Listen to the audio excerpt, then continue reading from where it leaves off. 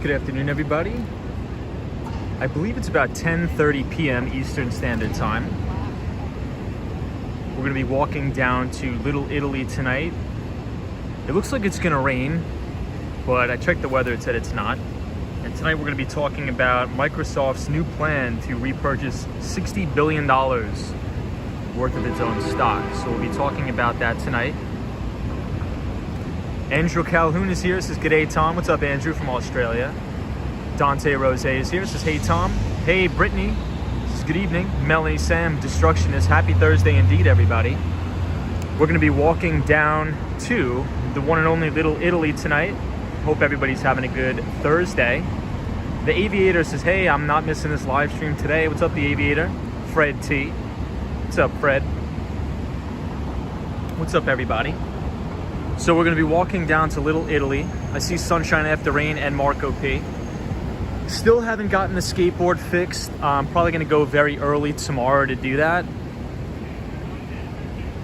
And we should be good. So apologize for not having the skateboard, but we're right here near the Hilton Hotel, which is still not open. I see Lupe here. Sunshine After Rain, how are you? Hey, Brittany says, "My new favorite stream." Thanks for all your knowledge. No problem, Brittany. We're very happy to have you here. Hey, and we have Paul Greenwell. What's up, Paul? Always good to see you, Paul. Happy Thursday, everybody.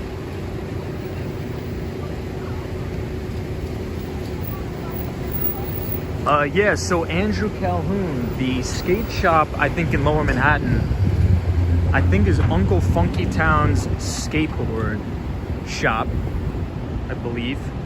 Hey, Felix. So everybody, I checked the weather report before leaving. We should be good, so I didn't take the umbrella. So that probably means it's gonna rain. Hey, Michelle Cunningham says, "Hello, everybody." Franklin, how are you? Brandy and 48, everybody is in the house. Andrew Lee says, "What's up," from Queens. Sunshine After Rain says, "Happy Thursday." And Sierra Friend says, "Hey, Tom, hope you're having a good evening." I am. It's already Thursday. Tomorrow's Friday, the end of the week. This week, is it just me or did this week absolutely fly by? Which I think is a good thing, so I'm looking forward to the weekend. Hey, what's up, Patrick, New York? Long time no see. And DR, what's up, DR? So David Kumar says, "Where's a Little Italy?" Extremely far away from here. So we're gonna be doing a lot of walking tonight. I was thinking about taking the train down there, and then I'm like, I really don't want to do that. I really don't want to take the train. So I'm like, you know what, we'll walk it. If we get caught in the rain, so be it. Hey, Monica is here. Monica is from Sweden. Monica says, "Already Friday in Sweden." Happy Friday, Monica. Hey, Sally says, "It's always good to see you, Tom." Always good to see you as well. Aviator says, "Question, do you only stream on this channel or do you upload YouTube videos as well?" I mainly only stream on this channel. I do have a secondary YouTube channel, which I never use. Hey, Chris Mills is here. What's up, Chris? Chris Mills says, "Hi, Tom, it flew." I know. This week absolutely flew by for sure.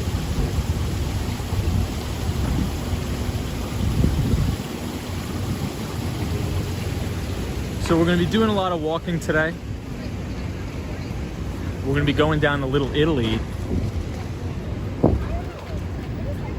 And it is the first day of the Italian feast, San Gennaro. Nice. Nice. We got some good skate tricks. The Aviator says, "I want to see Tom ride one of those city bikes." Maybe one night we'll do the city bikes. But I really like my skateboards. I'm just waiting to get the skateboard back. Yeah, Sunshine After Rain. I see you with the weather. I checked it. It says it's not supposed to rain, but I feel a few raindrops, so we'll just have to see. Hopefully the rain holds out. but you never know. We'll see. So 2 streams ago, we were talking about the difference between returning value, or the company's returning value to shareholders in the form of dividends, as well as stock repurchase programs. And then yesterday, or late last night, and today, Microsoft just announces plans of $60 billion in a stock repurchase program, as well as they actually increase their dividend payments. So I think we'll go into that because it's really interesting. We were just talking about it, and then Microsoft comes out with this news, which is very interesting. So the board of directors has to approve any sort of dividend increase or any stock repurchase program. And a $60 billion share buyback program is massive. It's really, really massive. Now, Microsoft didn't give a time frame on when all of these shares would be repurchased, but it usually happens all within the fiscal year.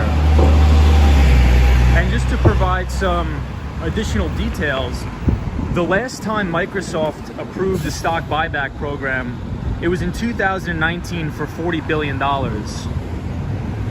And they still need to buy back $4 billion worth of stock from that buyback program. So Microsoft, we've talked about it a lot on the streams, that you want to be looking for companies that are launching these sort of share repurchase programs, because that takes supply off of the market and increases the earnings per share of those companies. Hey, Roy is here. What's up, Roy? Roy, GGMYC, I see you in the chat. What's up, GG? The Austin Tennis says, good evening, Tom. How was your week, Austin Tennis? Felipe says, hi there. Let's go for another stream. Doing good. My day is doing good. And we have Diego from Brazil. Welcome from Brazil. So this is the Rainbow Room observation deck, Rockefeller Center.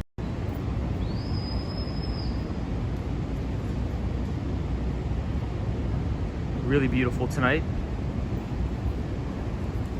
Hey, Dark Nook says, these lives make my night.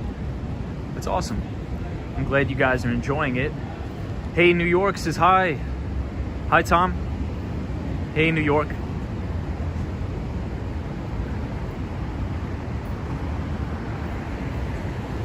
So we're going to be going to Little Italy today. It's going to be quite the walk, but we can do it. And I set aside some time tomorrow morning to go to the skate shop and get the board repaired. So we should be all good, guys. So hopefully you enjoy the stream tonight. Hey, Marilyn says, hello from Murray Hill to my Jewish co-viewers. Yes, it is Yom Kippur, correct?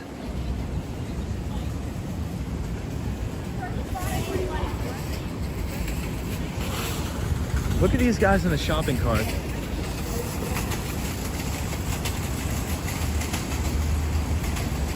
That's funny.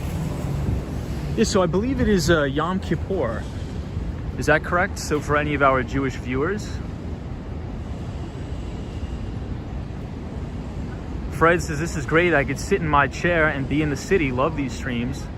Well, thank you, Fred, for joining. I really do appreciate that. Dark Nook says, what is your phone attached to? It's attached to a gimbal. New York says, my name is Key. Hey, what's up, Key? George Faith says, fall, autumn is Monday the 20th of September, Phoenix, Arizona. November is fall for Arizona when it gets cold in Arizona. Awesome, George. Didn't want to break in the new board, says the Austin Tennis. Not yet. Not yet. But it's coming. Trust me, it's coming. The Austin Tennis says, can we take a closer look at the cause statue? Yes, we can. Hey, RJ says, you are correct, Tom. Olaf from Colorado. Welcome, everybody from Colorado. So this is the cause statue. We'll take a quick pit stop, and then we have to continue on our way down to Little Italy.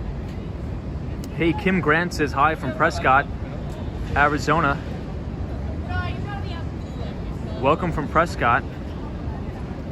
RJ says, highest holiday today and fast to get rid of sins for the Jewish holiday of Yom Kippur. So hope everybody has a good fast. The Aviator says, have you been to any observation decks in New York City? This includes One World Observation, the Empire State Building, etc. I have, but mainly when I was a little kid, not recently.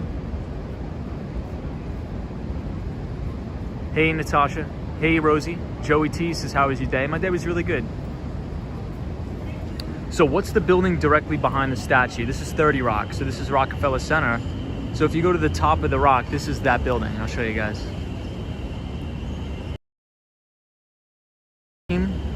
Appreciate that. Yeah, Andrew, we'll do that now.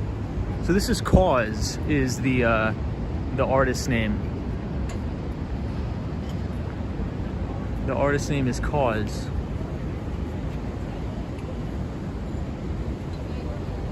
Very unique. I used to have one of these in my office.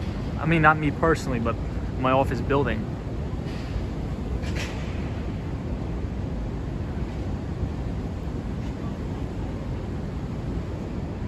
The Aviator says, I've been to the Empire State Building observation when I was 6 in the mid-2000s. Wow, nice. So this is usually where the Rockefeller Center skating rink is, right here. And I see Gerald Lee says, hey Tom, Wall Street Skate Bro, how are you? I'm doing really well. Thank you, Gerald. Hope you're doing well. Always good to see you on the stream, Gerald Lee. Hey, Michelle Cunningham says, definitely not fall in Arizona. Still over 100 degrees here in Phoenix. Yikes. I think that's a little bit too hot for me. Fred says, how do you feel about the Evergrande? Oh yeah, debacle. Interesting. Yeah, so that's the Chinese real estate company that I think they're about to default on $400 billion in debt. So I'm actually preparing a stream to cover all of the intricacies of that. We should probably do that tomorrow. I didn't really have time to prepare everything for it today because there's a lot of complexities, and quite frankly today I'm a little bit tired, but it is something to watch. But probably what's going to happen, in my opinion, is the Chinese government is going to come in and bail them out, in my opinion. But it is definitely something to watch. There's been a lot of protest in China. People are not happy about it. But China has been in a real estate bubble for some time now. If anybody has time to do some interesting research, definitely watch all the documentaries on YouTube of the Chinese ghost cities.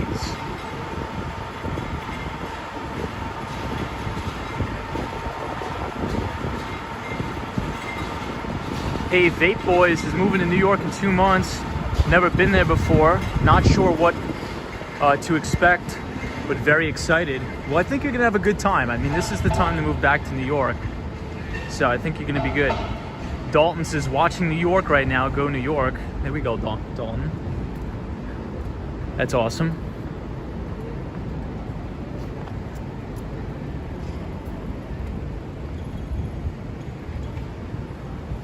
Yeah, but we will, maybe we'll dedicate the stream tomorrow to cover that in depth. Marilyn says, Yom Kippur just ended at sundown, so fast is over. That started last night at sundown.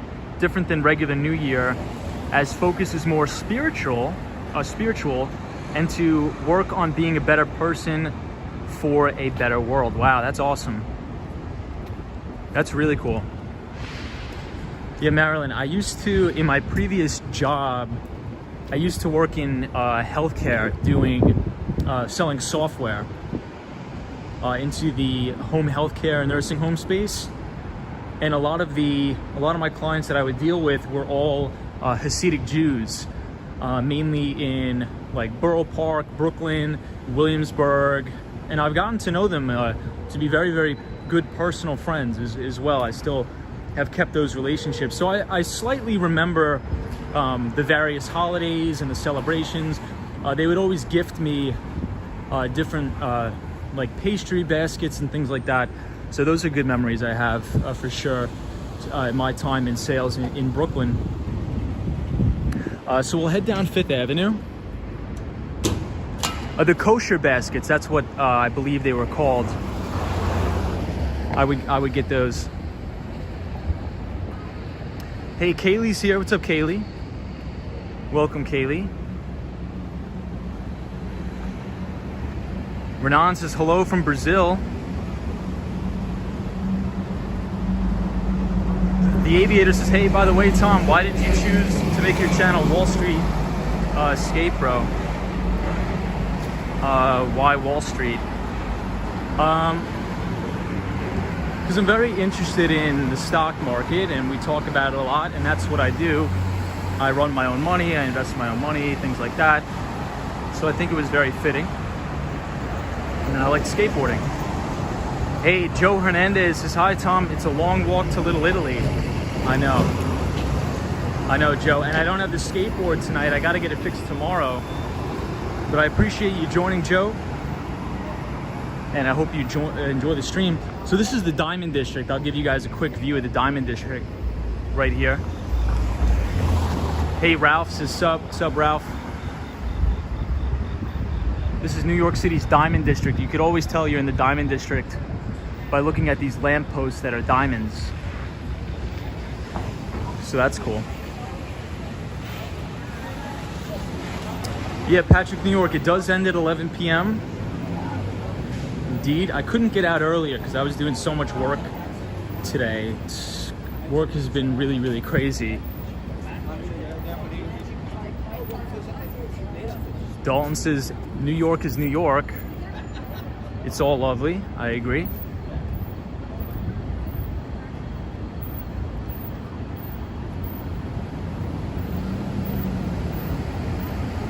Hey, Ralph. Hey, what's up, JK?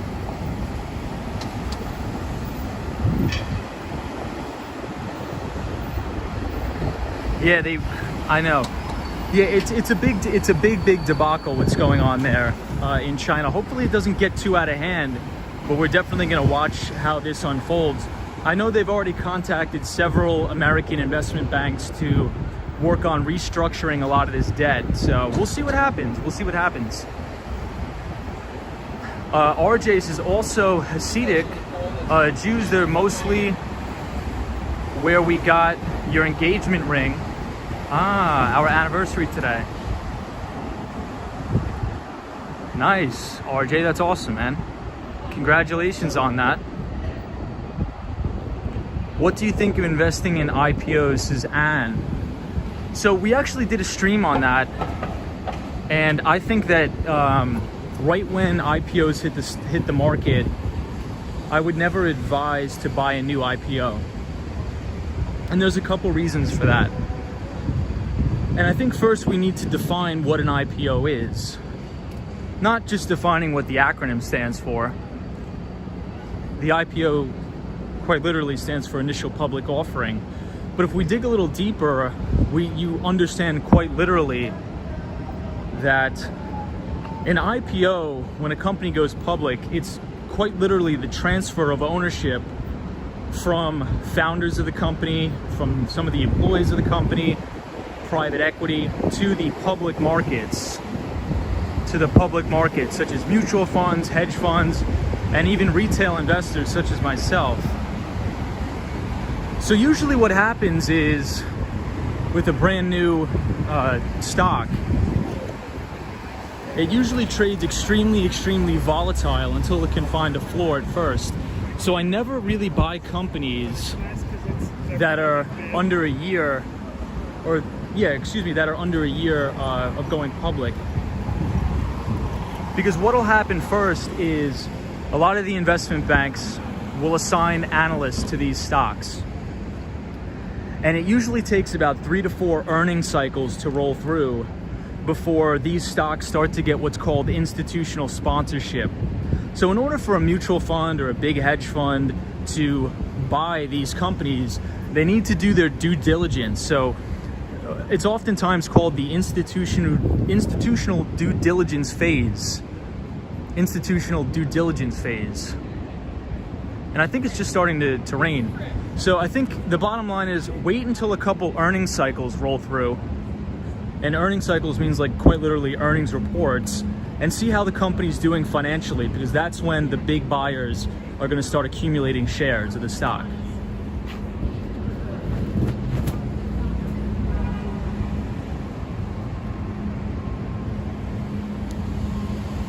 And I think it's starting to rain. So hopefully it doesn't come down too bad. We were just talking about this yesterday, like the only people that can be wrong and still keep their jobs are economists and meteorologists. So it's funny. Hey, Robert Batista, how are you? What's going on, Robert? JK says, do you invest in OTC, which is over the counter? I don't. Me personally, I don't. William Travis says, Tom, is there a Bitcoin ATM? In the city, there's actually a lot of Bitcoin ATMs. Marilyn says, actually, I'm glad you are walking. I worry about you. I am a nurse, and I don't want you hurt. I appreciate that. You can be careful, but not everyone is current lanes. Yeah, that's true. Or a joke. Protect head and brain, please, as a nurse. I will, Marilyn. I appreciate you. Hey, Robert Batista. Hey, May. The Aviator, how are you? Kaylee says, where are you going? So we're gonna walk to Little Italy tonight. We're gonna walk to Little Italy.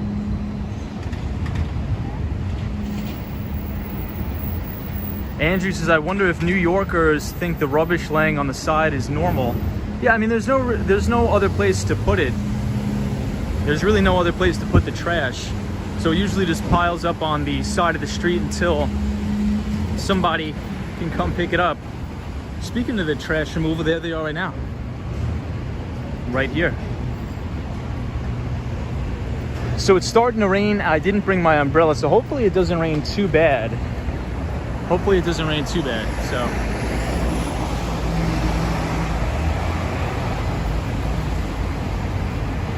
Hey, Catherine Lee says, the feast is there in Little Italy. Yes, it is. Tatiana, Tom, what's your favorite area to live in Manhattan? The Upper West Side. Elia Perez says, hello, Tom. Marco says, hello from São Paulo, Brazil. Wow, that's awesome. Thank you for joining. Hey, Manny Test. So now we are outside the Steven Schwartzman building.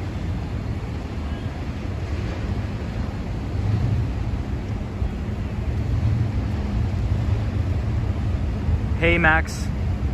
Kathy Korn says hi from South Florida. Love South Florida. I'll be there soon. Max says that's a long walk. Joey T says, what's a SPAC? So a SPAC stands for a Special Purpose Acquisition Company. And we actually talked about this, I believe, 2 streams ago. Essentially, a SPAC is, I would say it's the exact opposite way to take a company public than an IPO. A SPAC, you raise the money first, and then you find the acquisition company. Hence, Special Purpose Acquisition Company. And I think the majority of SPACs right now are in bubble territory, I think.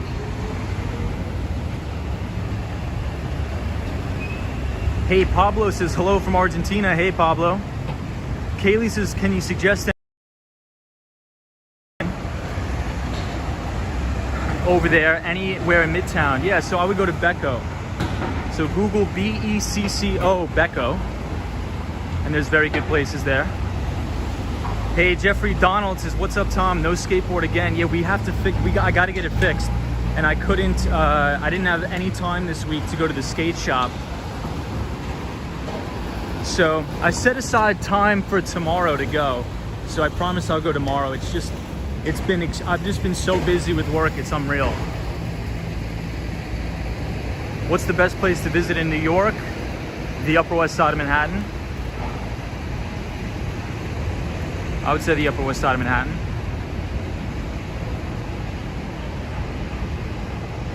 Hey, Snuggled and Comfy says, hi, Tom. Good night, everybody. Max says, how do you know so much about investing in finances at your job? No, I work in tech. So I work in tech, but this is what I've done pretty much my entire life, is just look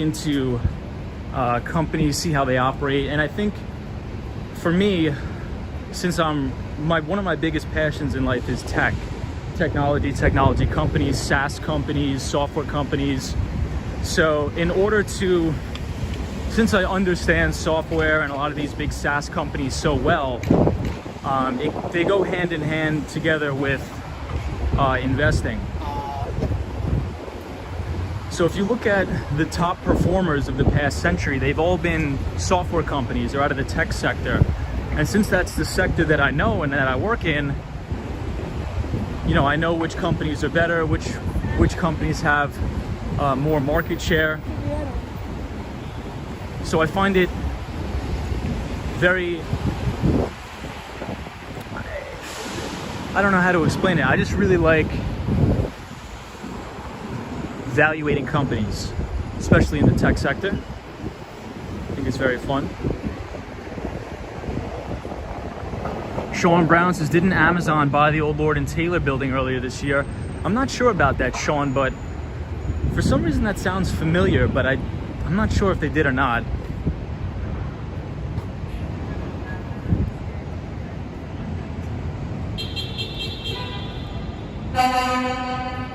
Marilyn Ringel. What's going on, Marilyn?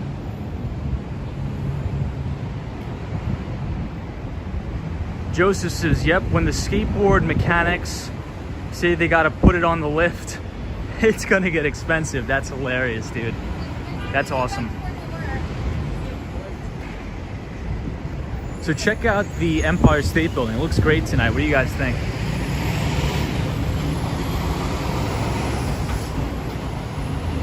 Hey, Steph writes says, hey, Steph.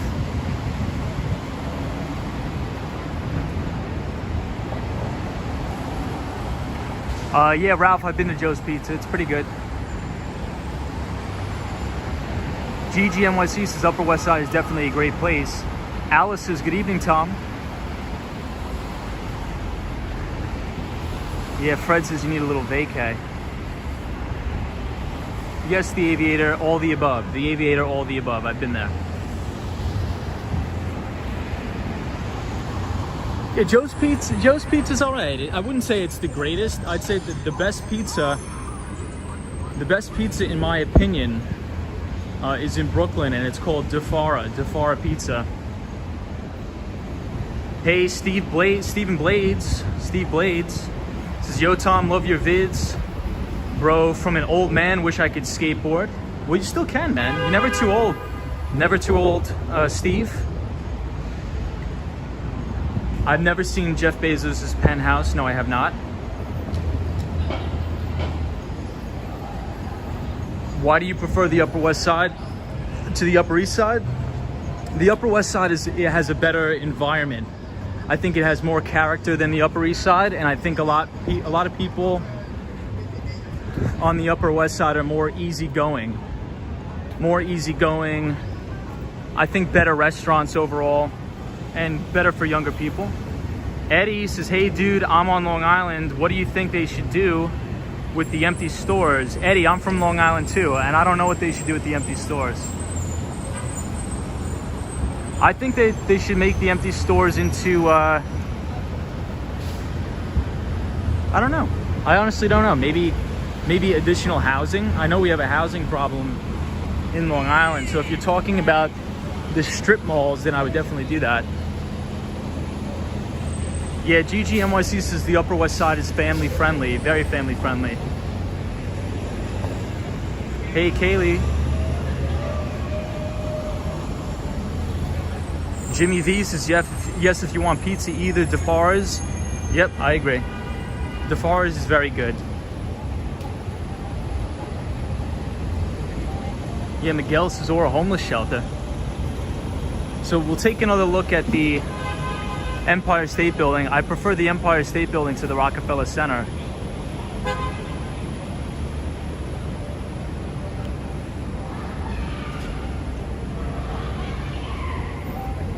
So I think there's a big concert that's going on tonight at Madison Square Garden. I'm not sure who's playing in Madison Square Garden, but I remember my friend texted me a couple days ago, and he said he's going to a concert at MSG, so I'm not sure who's playing.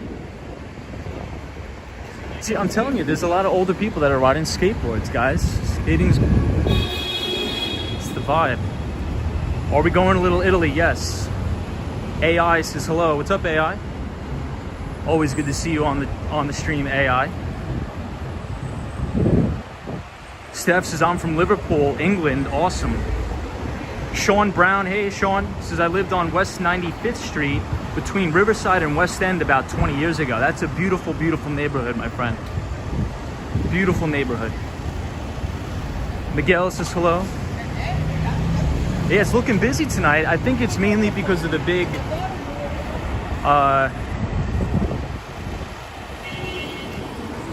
I think it's because of the what's it called?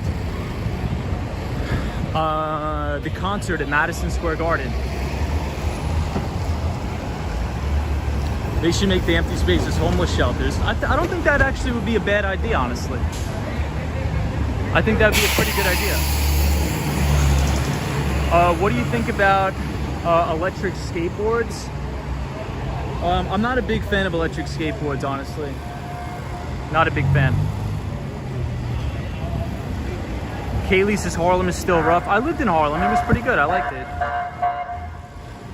Harlem's not that bad.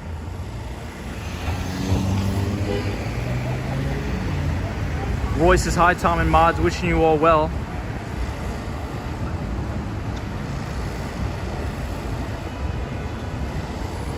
Indeed.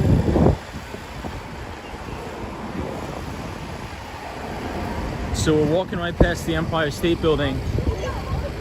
And we're gonna head down to, you know what, we'll go this way because I don't think we've ever walked down right in front of the Empire State Building. Hey, Chill Beats to Chill says hello again. What's up, Chill Beats to Chill? Jimmy V, what's up, Jimmy V?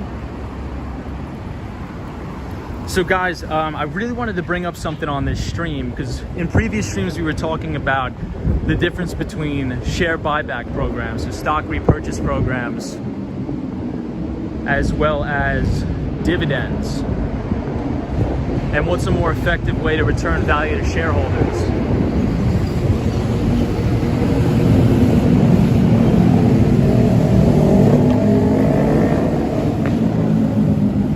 I'll let the motorcycles go by.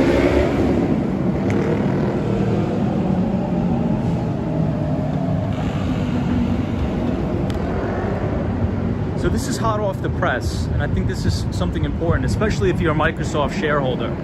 So Microsoft plans $60 billion stock repurchase program, which is absolutely massive. In 2019, the board of directors at Microsoft approved a $40 billion share repurchase program, $4 billion which they didn't even allocate to share buybacks yet. So one of the reasons why I really like to look for stock repurchase programs is because if we can conclusively say that over time, the stock price, the trajectory of the stock price will follow earnings over time. When you have massive stock repurchase programs that actually take supply of the stock off of the open marketplace, thus increasing the EPS of that particular stock, and EPS stands for earnings per share. So it actually increases the earnings per share. And this is also very tax efficient too, because if you're paying out dividends, if you own Microsoft stock and they're actually paying you a dividend,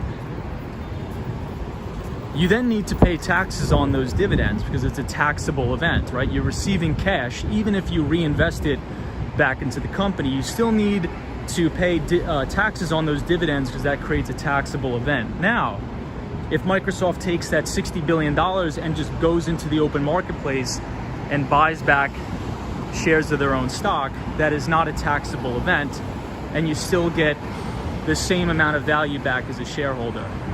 So very interesting to think about. So whatever stocks that you guys may own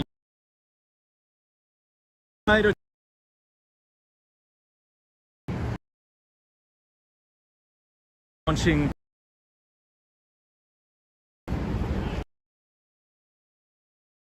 and a lot of the questions that I get are, why do some companies not issue dividends And that is the reason, because a lot of the times investors will demand more tax efficient ways to return value to shareholders.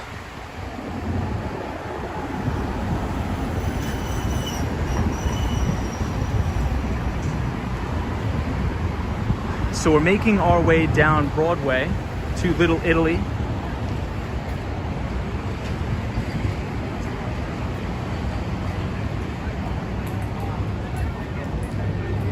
I love to play ping pong. Ping pong's great.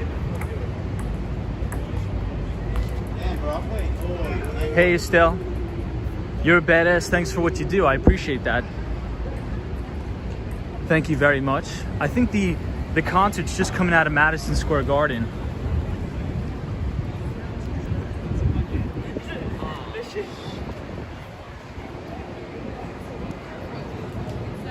By the way, I'm from North Carolina. This is Dalton. Dalton, that's awesome, man. Winston-Salem, North Carolina. Love that. I don't know where that is, but I'm sure it's amazing.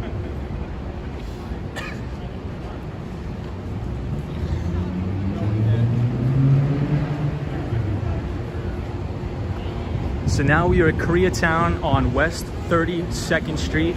This is pretty much the main drag at Koreatown, and this is one of my favorite places in New York City, probably number 2 behind Upper West Side. Koreatown has amazing restaurants, awesome bakeries, and good bars for those of you who like to drink alcohol. I don't drink alcohol, but I know some people do.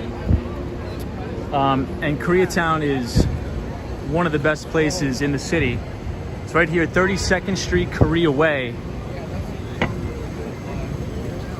And it also has a really good view of the Empire State Building too, which we'll take a look at in just a minute here as we make our way down to Little Italy. So check out this view of the Empire, beautiful. Hey, Stormy Waters says, I'm from North Carolina as well, just on the coastline. Nice. Hey, we have a lot of North Carolina people. What's the best taco in New York City? Burrito Box on the Upper West Side. What is your Twitter account? Wall Street Saspro is my Twitter account. But on my Twitter, I mainly post about all of my equity research. So if you want to follow me on Twitter, feel free. The Aviator says, I actually went to Koreatown when I went there on vacation. Nice. Hey bro, how are you? Alec R27 says Burrito Box is my favorite. Burrito Box is amazing. So I used to actually go to college very close to Burrito Box. So if you want to get there, just take the train to Columbus Circle and you could go there. And I think those are the best tacos and burritos in the city by far.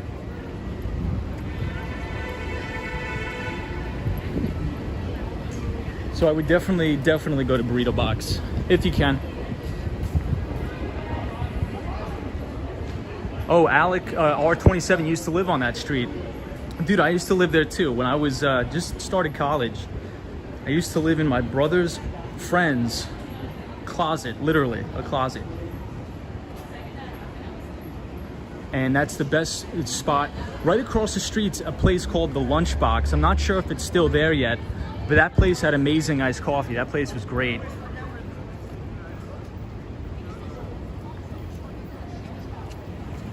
Hey, the Aviator says I actually lived in Seoul, Korea for a couple of years. That's great. I'd love to live abroad one day. 57th and 10th-ish, yeah. So I went to John Jay College of Criminal Justice, which is one avenue over. But you know what? That area changed a lot. I'm not gonna lie. That area changed a lot, especially now. It's a lot nicer now by the hospital.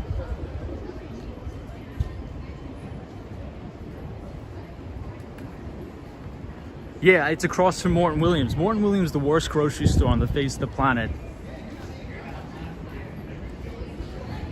New York City is legit a jungle gym. I want to explore, but sadly, wouldn't live. But I love the city in a weird way.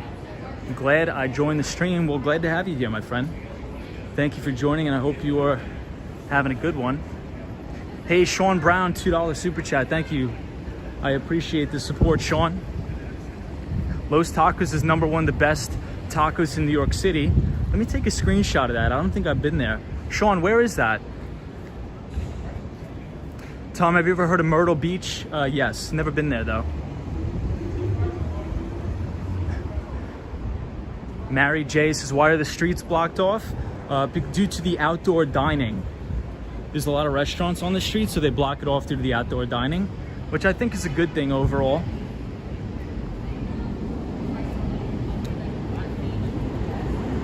I like you, you have a new subscriber. Hey, thank you so much. I appreciate it. Thank you that everybody that's been joining. I really do appreciate it. I try to make content that everybody will enjoy, that's both educational and relaxing as well. So thank you, everybody. I'm trying to power walk it because I was originally gonna take the subway, but then I'm like, there's no way I'm getting on that subway. Could you please show or mention the streets' names, says Jose. Yes, absolutely. So we're walking down Broadway right now, and we're coming up on the Smith restaurant. And I'll tell you what street in a minute, but this is Broadway.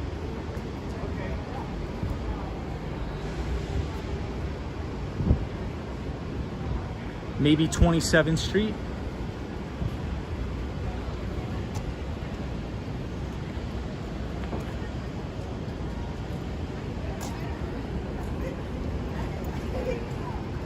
Yeah, so this is West 27th Street, Broadway, near the Smith. There's also another Smith restaurant that is on the Upper West Side, Lincoln Center, which is a great, but not bad. I'm eating an electric burrito right now. Awesome, some Tacoholics in here. Electric burrito, the best new burritos. Wow. Alan M says, dude, I thought you were a Wall Street guy.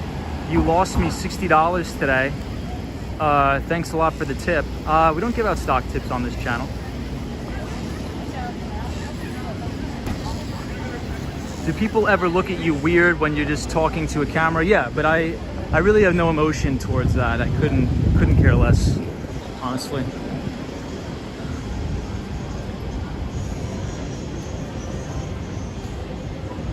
Hey, thank you, Sean Brown. Appreciate it. Hey, T and Me TV, what's going on? T says, no cops in sight. No wonder why the city is dangerous. Actually, it's actually contrary to what a lot of people think. If you don't see cops around, that means the neighborhood's probably really, really safe. But if you see a mess of cops, that means it's probably not safe.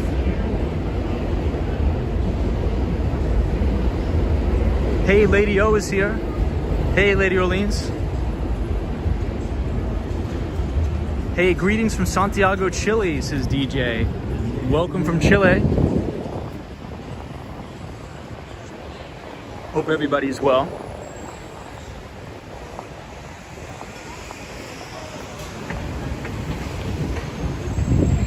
So I was listening to a very interesting podcast. As you know, last week, once a week, I'll publish some equity research on companies I'm covering. And I published a post on Zoom Info, ticker symbol ZI, Zoom Info. And Henry Schuck was actually on a podcast with Mike Sievert, which is T-Mobile's CEO. And Zoom Info actually hit an all-time record high today. And it was an amazing, amazing podcast. So if you want to research that, it's on LinkedIn. Henry Schuck talking to Mike Sievert, which is the CEO of T-Mobile. Henry Schuck and Zoom Info, they're doing amazing things over at that company. Is this north? Hey, Towtel Wheel Pine says, what's up, Tom, from Denver again. My family and I love your streams. Hope you can make it out here soon. Thank you. I want to go to Denver, dude. I want to buy a couple investment properties in Denver. And there's actually a cybersecurity company that I've been covering for a long time in Denver. It's called Ping Identity, P-I-N-G Identity. And it was actually brought public by Vista Equity Partners, which is a private equity company.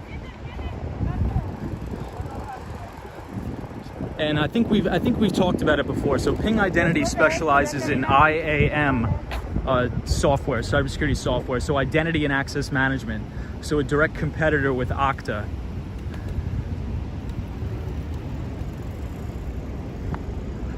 But yeah, I love Denver. Love Denver.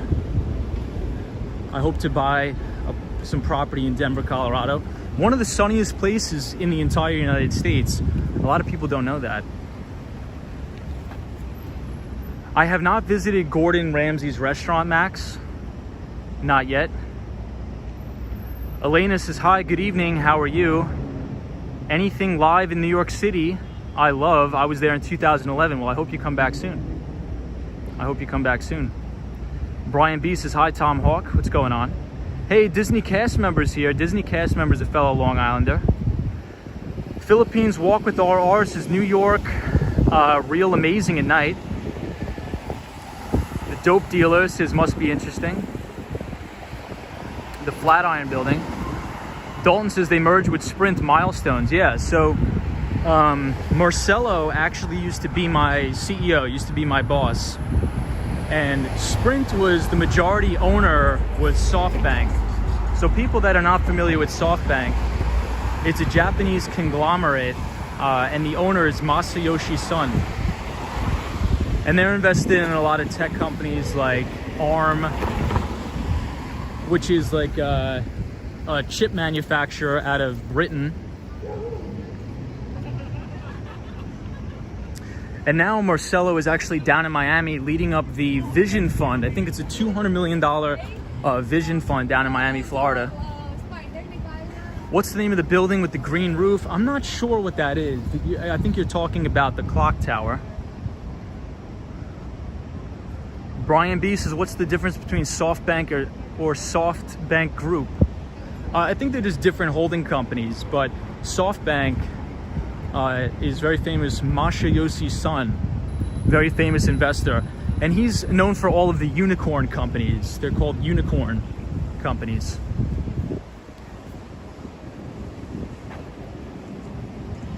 The Dope Dealer 718 says they really turned it around. Clark says CIA. Awesome. Hey, swing boxes. I'm sitting outside right now with my phone and a candle. That's awesome. Elia Perez, hope you're having a great night.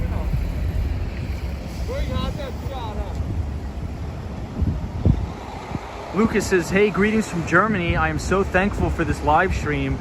God bless you and everybody in love, says S. Luke. Well, thank you for that. That's really kind of you to say. Wow. I really do appreciate that. Filmed in New York. Yeah, so when I used to work downtown in Lower Manhattan on Wall Street, I saw the movie Money Monster being filmed.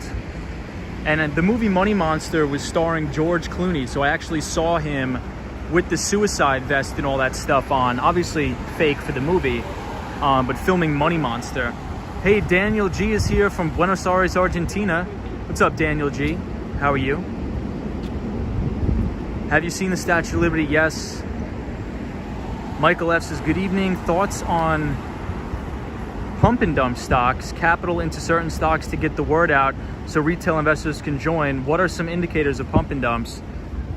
So first of all, they're very, very illegal, and I would stay away from them unless you want to go to prison. So a lot of indicators for them are they'll usually hype up these ticker symbols, and the ticker symbol is essentially just the stock identification number. So it could be like 2 to 6 digits or 1 to 6 digits, and everybody will create a lot of hype around it. And this tends to be in names that are extremely illiquid. And that's why I like to look for, when I sort of try to formulate companies to invest in, I look for liquidity. I want to make sure that other institutional investors and other people are actually trading the stock. And 9 times out of 10, when you have a stock that has extreme liquidity or massive amounts of liquidity, 9 times out of 10, that company is going to be a solid company with strong earnings and sales. So anytime when you see a pump and dump stock, you're probably going to see very, very illiquid stock. You've never heard of the company, and it probably has a terrible product. You've never heard of the CEO before. and you have some retail traders on Reddit or any of these other chat rooms and social media trying to promote it. So definitely stay away from those names. Also, its market capitalization, excuse me, will probably be very, very small. So it'll probably be very, very low market cap stocks. So definitely stay away from them. You'll definitely lose all your money. And anybody promoting any sort of penny stock or promoting any securities, there will be hell to pay for that. And trust me, there will. I know I'm only 26, but this is the space that I know, and people will go to jail and get fined millions of dollars for that.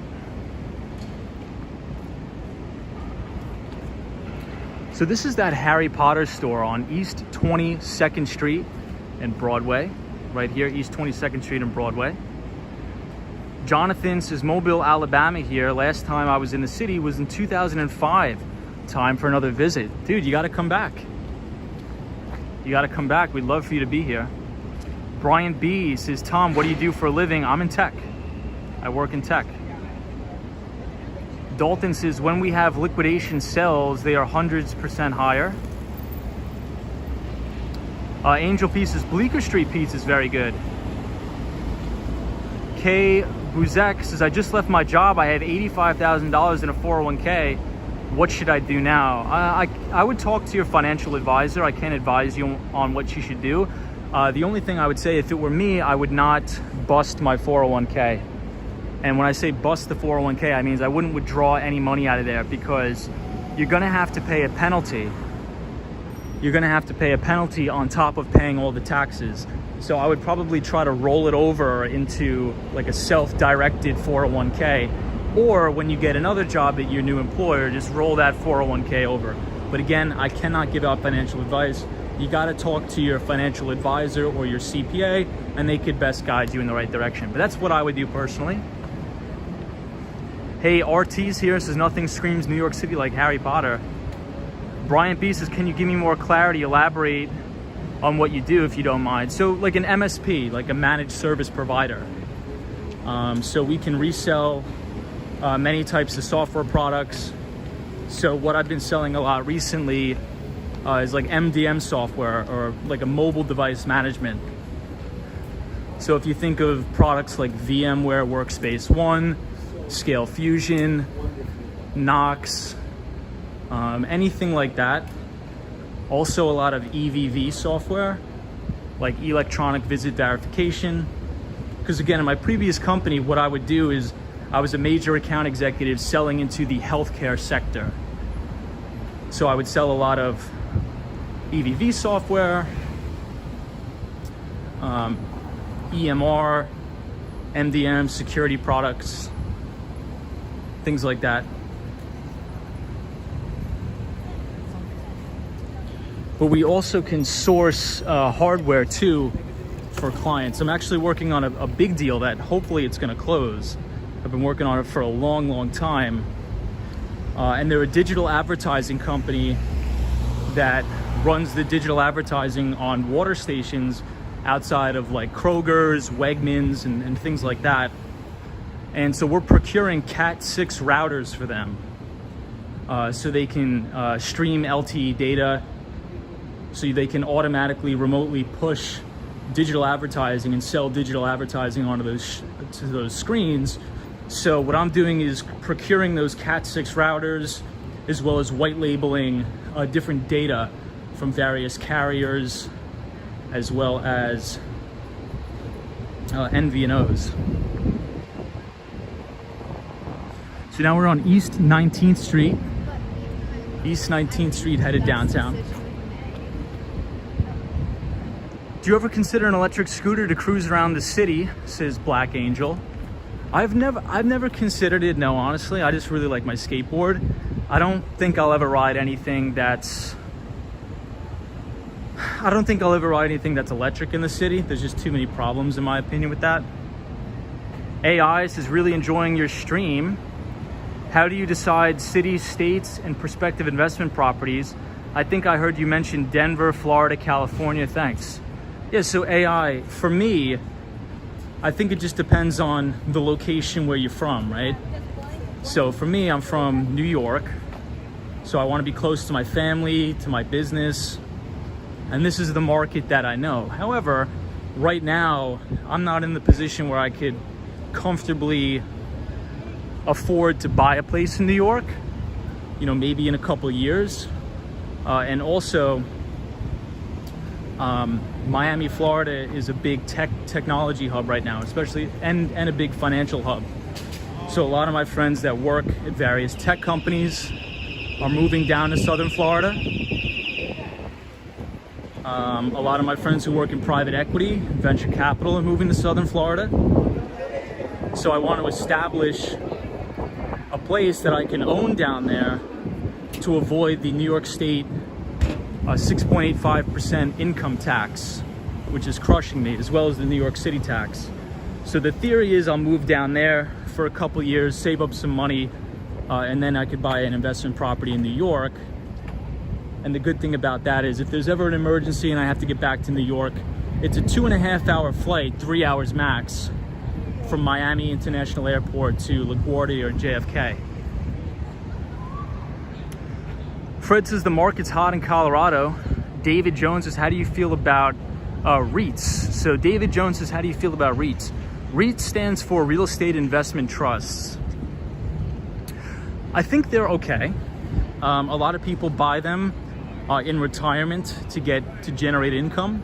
I think one well-known REIT is like the Simon Property Group. I think their ticker symbol is SPG. I think they're okay. I think if you're gonna buy a REIT, you really need to understand what they're investing in. You really have to understand it, because there's all different kinds of REITs. There's all different kinds of real estate investment trusts. There's REITs that invest in primarily commercial real estate. There's REITs that invest in single family homes, multifamily. So it just depends on what type of real estate you want to get exposure to. And I would also look at the debt ratios of a lot of the REITs. I don't know what this guy's doing. I think just sleeping. All right. Yeah, I would just look at a lot of the debt ratios of a lot of the REITs that you're looking to buy. Hey, Alex says, greetings from Puerto Rico. Greetings. Dalton says, my sister and brother-in-law lived in Denver for 8 years. They just moved back to Raleigh, North Carolina. Nice. That's awesome. Lewis says, climate is changing. Lee says, flying from Miami to New York City is faster than driving from Huntington to Brooklyn. Dude, tell me about it, Lee. Lee, tell me about it. Or driving from 34th Street, or driving from 59th Street to the Midtown Tunnel during rush hour. Where's Little Italy? We're coming up on it. We have to walk there still. Curious on the story of, yeah, we're gonna talk about it.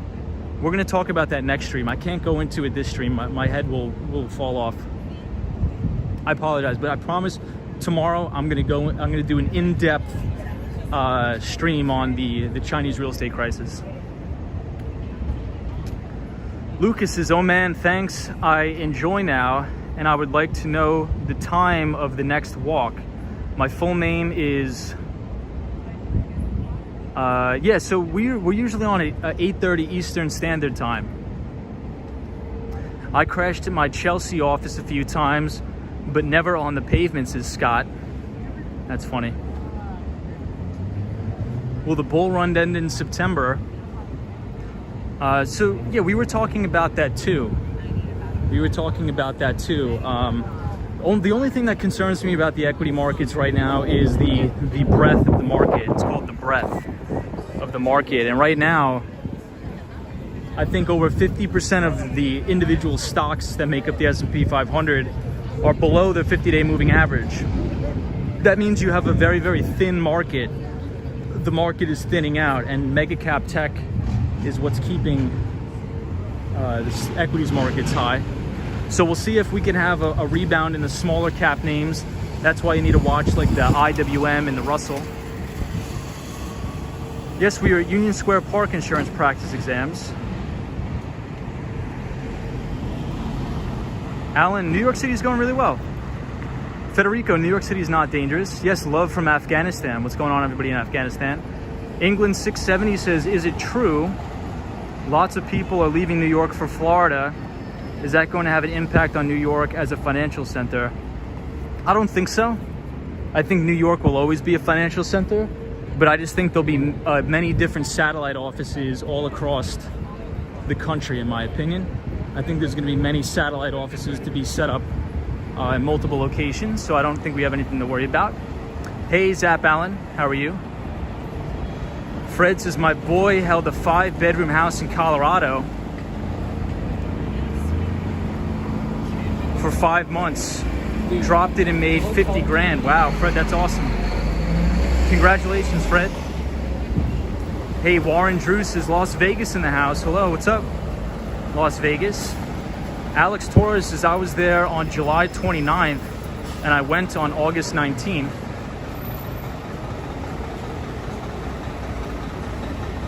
And going on December 31st. Nice. So a lot of New Yorkers, what they do is something called a snowbird. So a lot of New Yorkers will just go to Florida during the winter, and then they'll come back during the summers in Florida because it's extremely, extremely humid in Florida. Fred says, thanks, Tom. No problem, Fred. Hope you're well. I apologize if I'm missing anybody's comments. It's just difficult to read every single one of them. E-Money says, NYC here. Disney cast member says, have I ever flown into Islip Airport? I have not, but a lot of my friends do, and they recommend it, so maybe I'll try it. Hey, Martine says, hi, Tom. RJ says, GM Tom, if still interested in property, downtown Denver, let me know. Yeah, I'm gonna let you know, RJ. But the Denver property is probably going to be in a couple years. The Denver, oh my God. Sorry, there's a crazy guy behind me. The Denver property is probably going to be in a couple years. Zap Allen says, no skateboard tonight. No skateboard, Zap Allen, because I need to get it fixed. So I apologize for no skateboard. Albert Ortiz, how are you? Disney cast member says, I prefer MacArthur. Victoria Jones says, hello from South Wales, UK. Really enjoying the stream tonight. Well, thank you from South Wales. Check out the view of the Empire State Building from here, everybody. Ant says, where are you walking to? We're walking to Little Italy. Ronnie Jack says, I can't believe it's that crazy being from a small town. Never been out of my state. Wow. Well, Ronnie Jacks, you got to come to New York. You got to come to New York. Texman81 says, should gold, the metal, not paper, be a portion of your assets? I think so. I think it should. Tyrese says, love the channel. Thoughts on a Roth IRA? I'm just holding VOO at the moment. So VOO is the Vanguard ticker symbol for the S&P 500. And I think that's fine. I think Roth IRAs are very good because you pay taxes first, and then when you retire, you don't have to pay taxes on any of that money. So I think a Roth IRA is a very, very smart way to go if you invest consistently over time. So I think it's good. In terms of gold, if anybody wants to do some interesting research, and maybe we'll dedicate a stream to this, you got to do some research on the Dow Gold and the Dow Silver ratio. Dow Gold and the Dow Silver ratio. Because there's a difference between physical silver, precious metals, and paper, the paper derivative, right? So for those of you who don't know, many of the investment banks, especially, not to call out one specifically, but Morgan Stanley, BNP Paribas, and JP Morgan, they have actually been convicted multiple times on rigging the precious metals market or suppressing those assets. And the way they do that is by dumping what they call paper, the paper derivative on the open market, or SLV. So it's actually not physical silver that's being sold or dumped on the market. This is actually derivative products that they use to manipulate that price.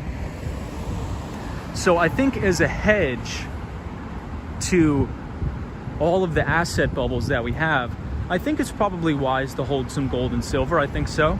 But definitely do some research on the the Dow silver ratio. So we are on East 10th Street and East River. Yeah, Artis is the scaffolding never ends. Fred's is paper silver. Are you passing St. Patrick's Cathedral? We are not. St. Patrick's is uptown near 50th Street, Rockefeller Center. Alan M says, is it weird and why are you probably going to move out of your city? I don't think it's weird. Could you clarify the question, Alan?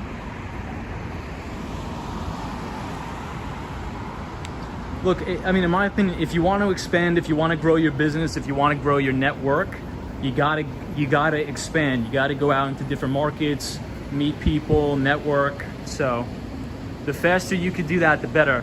BB says, hello from Texas. I really enjoy the financial conversations while exploring New York City at night. Awesome. Thank you, BB. I appreciate that.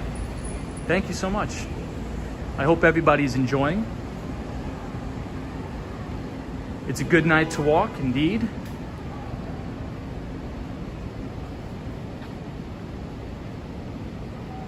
Eastern Trees is New York City native here. Never known anyone who snowbirds who isn't 70 years old, but happy to be here. Nice.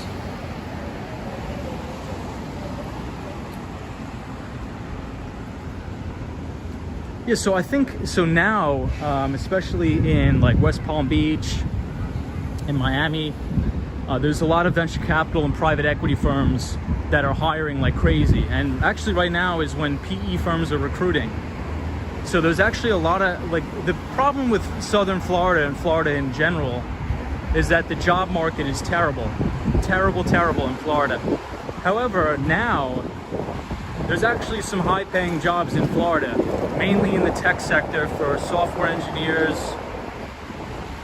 software salesmen, as well as people who work on Wall Street too.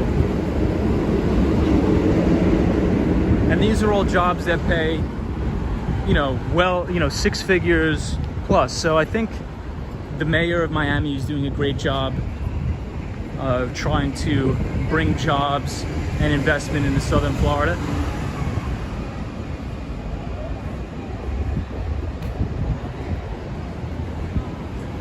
Eastern Trees says, what isn't terrible in Florida? The sunny weather, the palm trees, no state income tax.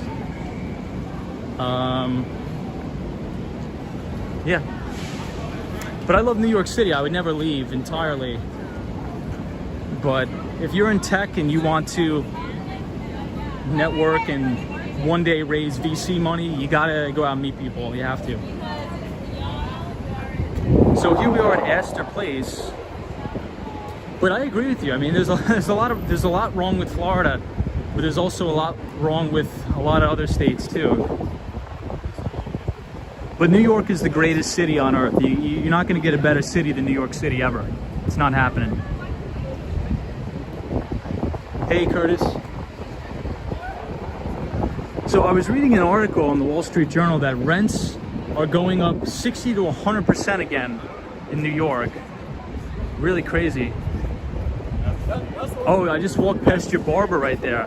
My friend owns a barbershop in the East Village on East 10th Street. But I know which barbershop you're talking about. I know that one. That one's very nice.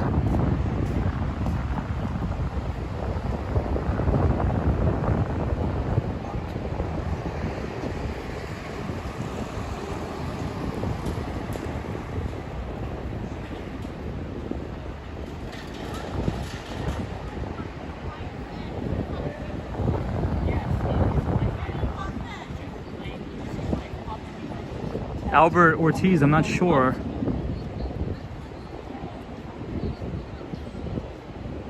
Hey, Little G says hi. Hey, Little G. Sleep Half says, what about the construction industry? Hey, you can get a really good job in New York City as a union construction worker. My uncle is in Local 14. I'm a native Floridian. I'd never trade that for anything. Eastern Trees says, you like what they did with Astor Place? I'm conflicted. I'm a little bit conflicted too, actually. But one thing I am excited about is this right here. They're building a Wegmans right where there should be a Kmart, which I think is amazing. Wegmans is probably the greatest grocery store on earth. Yeah, Fred says New York City equals the Mecca. You can't beat New York City.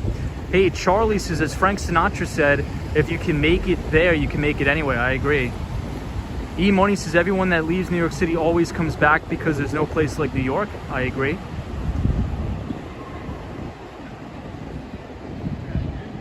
Wegmans, indeed. Right there. So I think the majority of people, you have two places. You'll have two places. You'll have a place in Florida, southern Florida. So when it's miserable and snowy here in New York, you go down there. When it's nice, you come back to New York. It's the best of both worlds. You can't get better. It's like, that's why I chose Miami over anywhere else in the world to move as a second location, because 2.5 hours and you're back in New York. It's so easy. The flight is so easy. And there's a lot of native New Yorkers down there too. Hey, Cosmo's here. What's up, Cosmo Scary? Hope you're well. Yeah, they put a giant cube there. And so, as RT said, something that's funny about that, if you want to Google the YouTube video of the guy living in the cube, they made like a parody video of a guy living in the cube. It's hilarious. So ready to go back home, Brooklyn.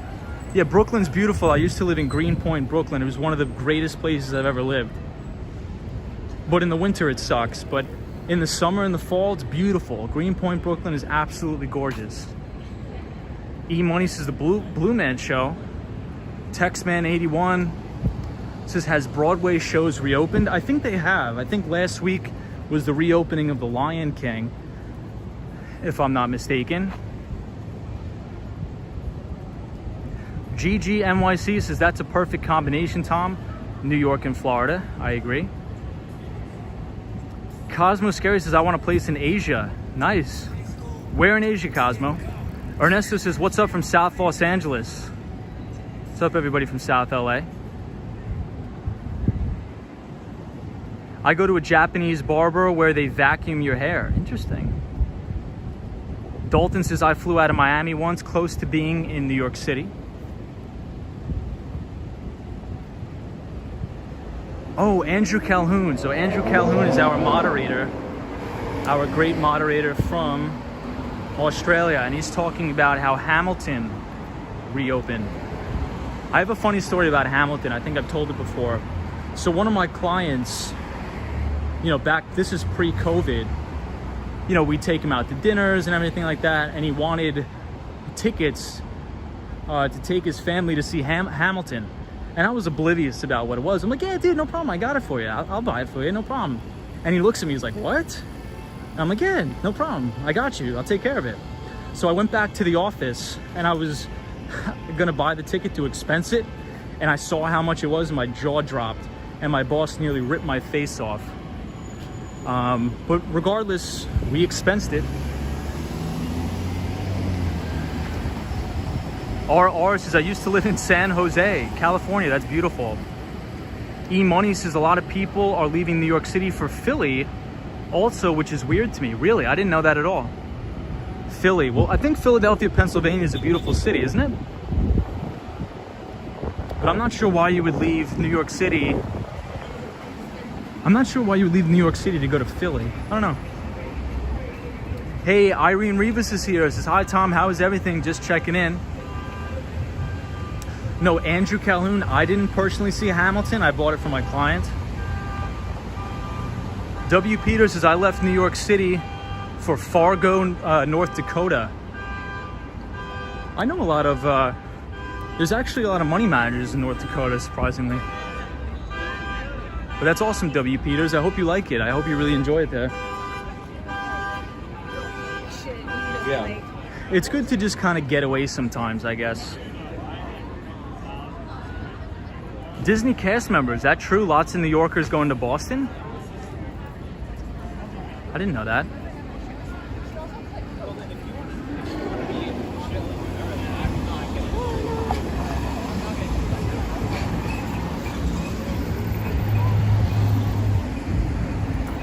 Hey, David Jones says, I really enjoy the financial talk.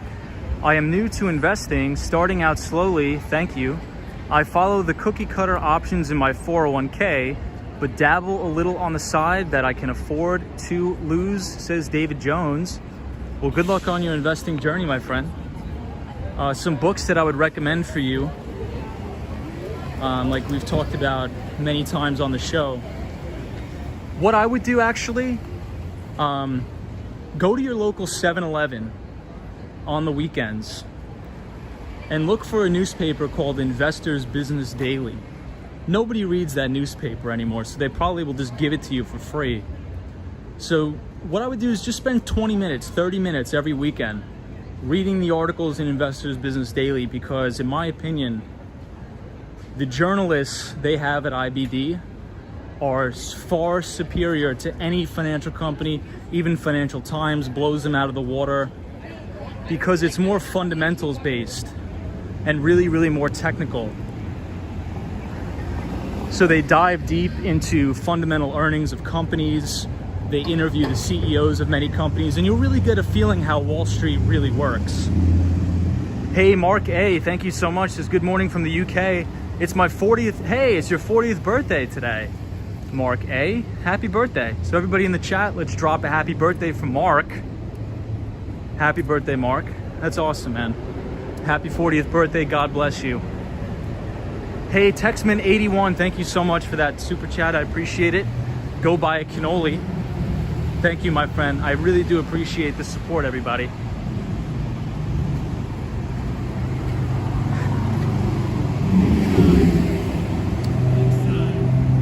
The other thing I'll say about the 401k, make sure that you really, really scrutinize what you're investing in your 401k, because some of the investments, so-called investments in your 401k, they have massive, massive fees attached to them. So for example, if you're in a target date fund, it's called a target date fund.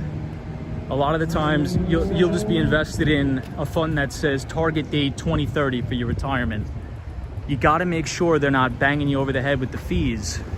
You really got to make sure, because even if you're paying 2% in fees, you know, compound interest works both for and against you. So just make sure you know what you're investing in. Make sure you actually understand what you're investing in. That's the main point. I see a lot of graffiti. Are you in a rough area? No, this is probably one of the most expensive neighborhoods in New York. Soho. We're in Soho, extremely, extremely expensive to live here. Right on Bleecker Street and Lafayette. Bleecker Street and Lafayette.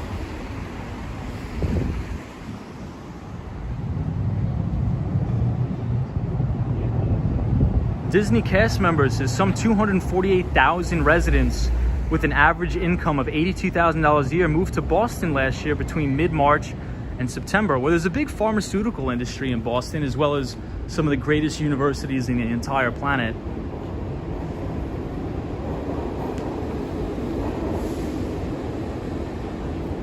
Yeah, Mark, happy birthday, man. So this is one of my favorite coffee shops. It's called Black Press Coffee. Excuse me. This one's called Gasoline Alley Coffee. This is great. Please check it out in Soho. What do you think of Ernst & Young as a business? Ernst & Young is a consulting firm. I have a lot of buddies who work at EY. You'll make decent money. Ernst & Young, Deloitte, KPMG, you know, all the 9 yards there. EY is good. Consulting is definitely a good field to get into, in my opinion.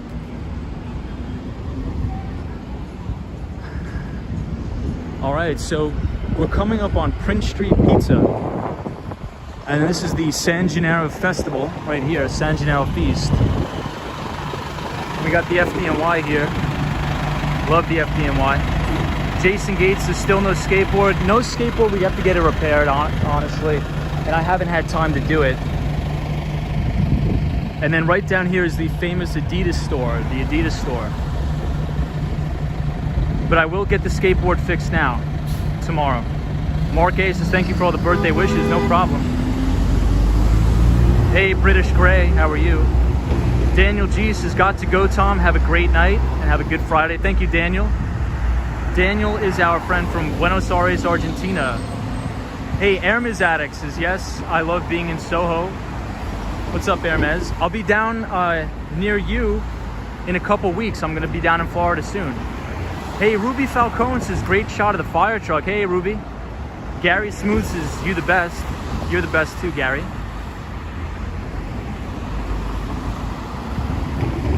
Hermes Addict says, you love being a consultant. Nice. That's great. So Hermes Addict, I'm going to be down in Florida probably the week of October 1st. So hopefully we can get all that stuff squared away. And I gotta move out of my apartment on the 30th. So this is the San Gennaro Festival, or the feast. Right here. I think it's over, so we're not gonna be able to see too much, but we'll walk through it anyway. What place is that? Brooklyn or Manhattan? We were in Manhattan.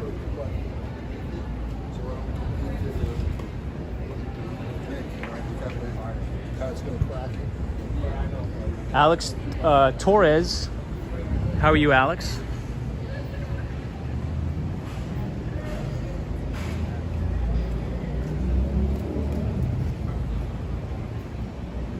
Age the Truth, I saw an NYU flag. Was that a dorm? I don't think that was a dorm. All the dorms are further up, I believe on 10th Street.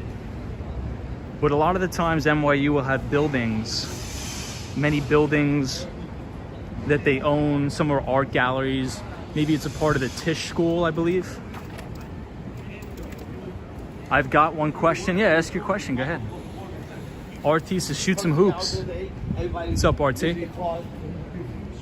So this is a very good pizza place coming up here. Very good pizza place called Prince Street Pizza. Very famous for its spicy pepperoni slice, very good. Hermes Addict says, when I lived in Philadelphia, I would commute to New York City often. It's very close, about an hour and a half commute by car or train. So would you take the Amtrak train for that? Where is Columbia University? Columbia University is uptown, so 116th Street. Maybe we'll go there one night. It's an Ivy League school here. Andrew Calhoun says, when I'm using preemptive text on my messages on my phone, your voice keeps coming up in text. You are actually talking to my customers. That is hilarious. Customers, you gotta pay Andrew more. Gotta pay him more and tip him big. Hopefully they heard that. Dalton says, New York 2927. What time is it now in New York? I actually have no idea. Could somebody in the chat drop the time for our friend?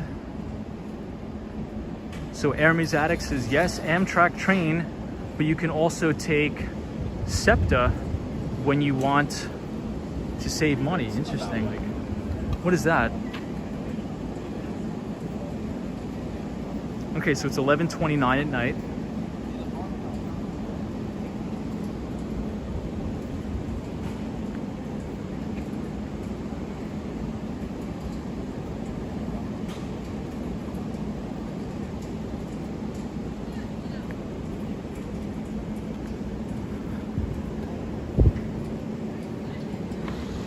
I think we have to go around the block, maybe?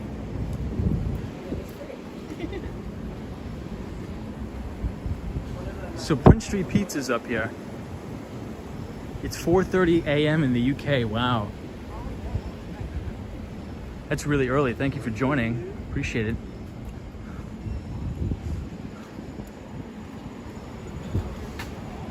And it's almost Friday here, which is very good. I'm gonna have a good weekend. So everybody, the line for Prince Street Pizza always stretches around the block, but this is a must go, must visit if you come to New York. Prince Street Pizza, I would recommend getting the spicy pepperoni slice. Great slice, great pizza. Definitely check it out. Prince Street Pizza.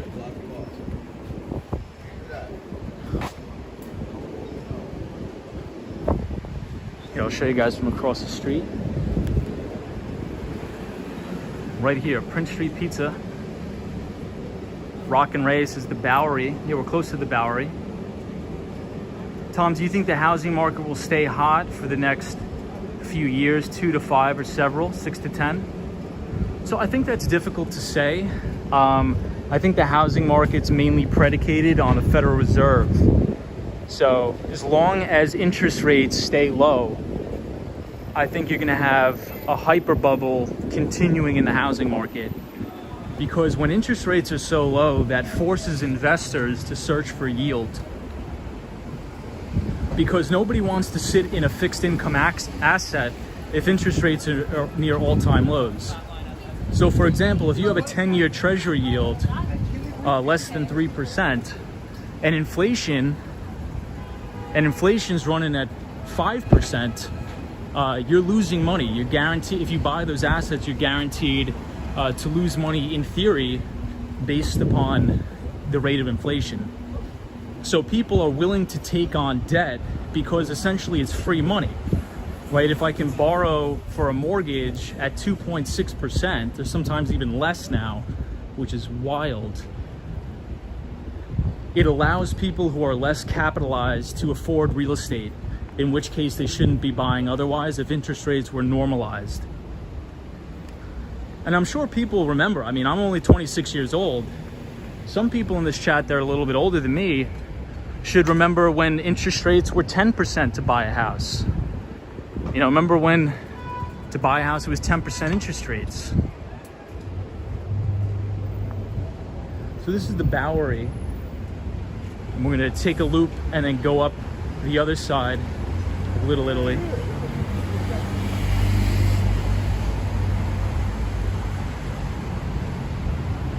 And also the Federal Reserve, Jerome Powell is buying MBS, or mortgage-backed securities, still billions of dollars worth of mortgage-backed securities. So check out the graffiti here. I think it looks kind of cool. Aramis Addict says, yes, my first house was an 8% interest rate. See, it's crazy. I mean, the Federal Reserve is creating asset bubbles all over the economy. Not just in the housing markets, but in the equities markets as well.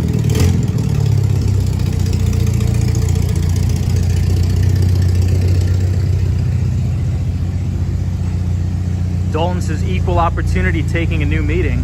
Yep. Hey, Mario says, hello from Italy. Heidi says, 2.6 was way too low.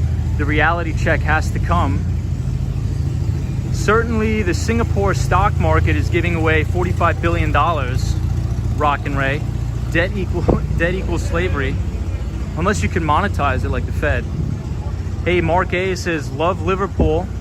Been there quite a few times when I've been photography trips. That's awesome. Yeah, so I think it's all predicated on interest rates, in my opinion. It's all predicated on interest rates. Cosmos Scary says, any plans for the desk stream? Yeah, I do have plans, but it's very difficult for me to do it because the streaming software that I have right now, it's always very glitchy on my computer. So every time I try to do it, it's difficult. So I may have to make some adjustments and then we'll try it out. Maybe we'll try it out tomorrow, Cosmo. British Grace says, Tom, do you think anything about stimulus checks? I mean, I think to a point you needed to give them out, but I think enough is enough right now. But I do understand, I mean, if the government's gonna force you to stay home and you can't make an income, I do understand it. Heidi says, I live on West 4th Street and 11th. Nice. We're pretty close, says Heidi. Awesome, Heidi, that's a great area. Hey, boys, says Bro Love from India. Welcome to all of our Indian viewers. I really like all the graffiti on this step here. Aramis Addict says, I'm sick of those checks. Yeah, another thing I think that's driving the price of real estate are the eviction moratoriums. I mean, if nobody is able to default on their mortgages and you can't kick people out, you know, there's no free market there. It's sort of just like a monopoly, but who knows? Ellen says, love your route. Black Angel says, I agree. Yeah, the number one thing I think everybody should focus on when making investments in the equities markets as well as real estate is interest rates. You got to watch what the Federal Reserve is doing. You have to. So this is towards, I'm blanking on the name, but we are in the Bowery right now. You'll like this tune. It says, hello from France. I went to New York in 2014 and I miss it. I want to go back so much. Well, you got to come back. You got to come back and we welcome you back. We are in the Bowery right now. 48 is here in New Zealand. 1 year fixed rate is 2.6%. Wow.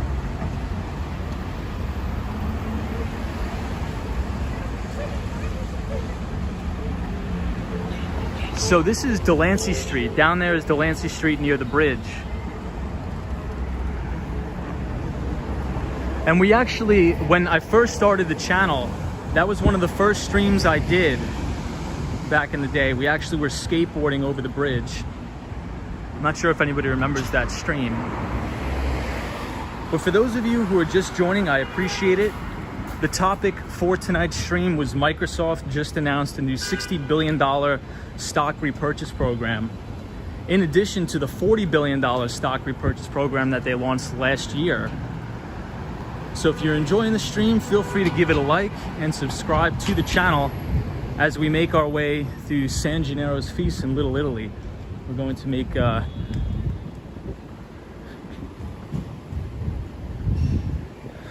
a left here.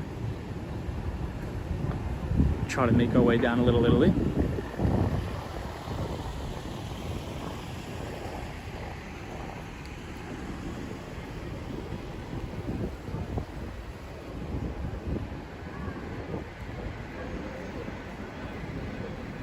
Zap balances, I remember that, Tom. Oh, you do remember? Yeah, Sunshine, you remember that. I know Sunshine After Rain remembers that. So Little Italy is very close to Chinatown, very close to Chinatown.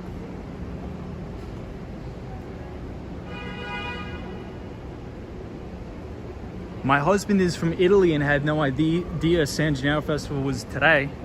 Wow, well it is today, so I hope everybody enjoys.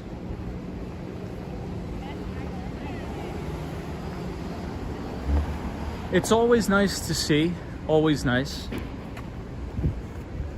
But unfortunately, Little Italy has been getting smaller and smaller throughout the years, unfortunately. Little Italy has been getting smaller.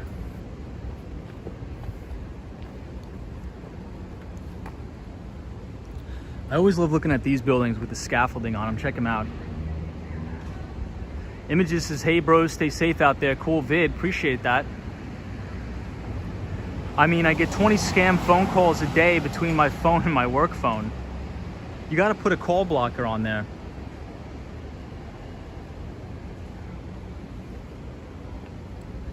And here we have the FDNY. Love the FDNY. New York City, we have the greatest fire department as well as the greatest police department. Zap balances, it looks like a movie set. Penn Rose says, hi Tom, I love your channel. I am a programmer but decided to teach high school kids in math class. That's awesome. I respect that a lot. We need more good teachers, so I respect that so much. Thank you for doing that. Thank you for your service. Teaching the kiddos.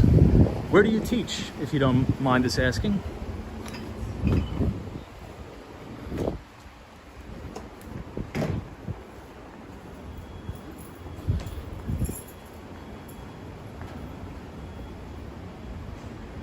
Yeah, the building kind of does look like a movie set.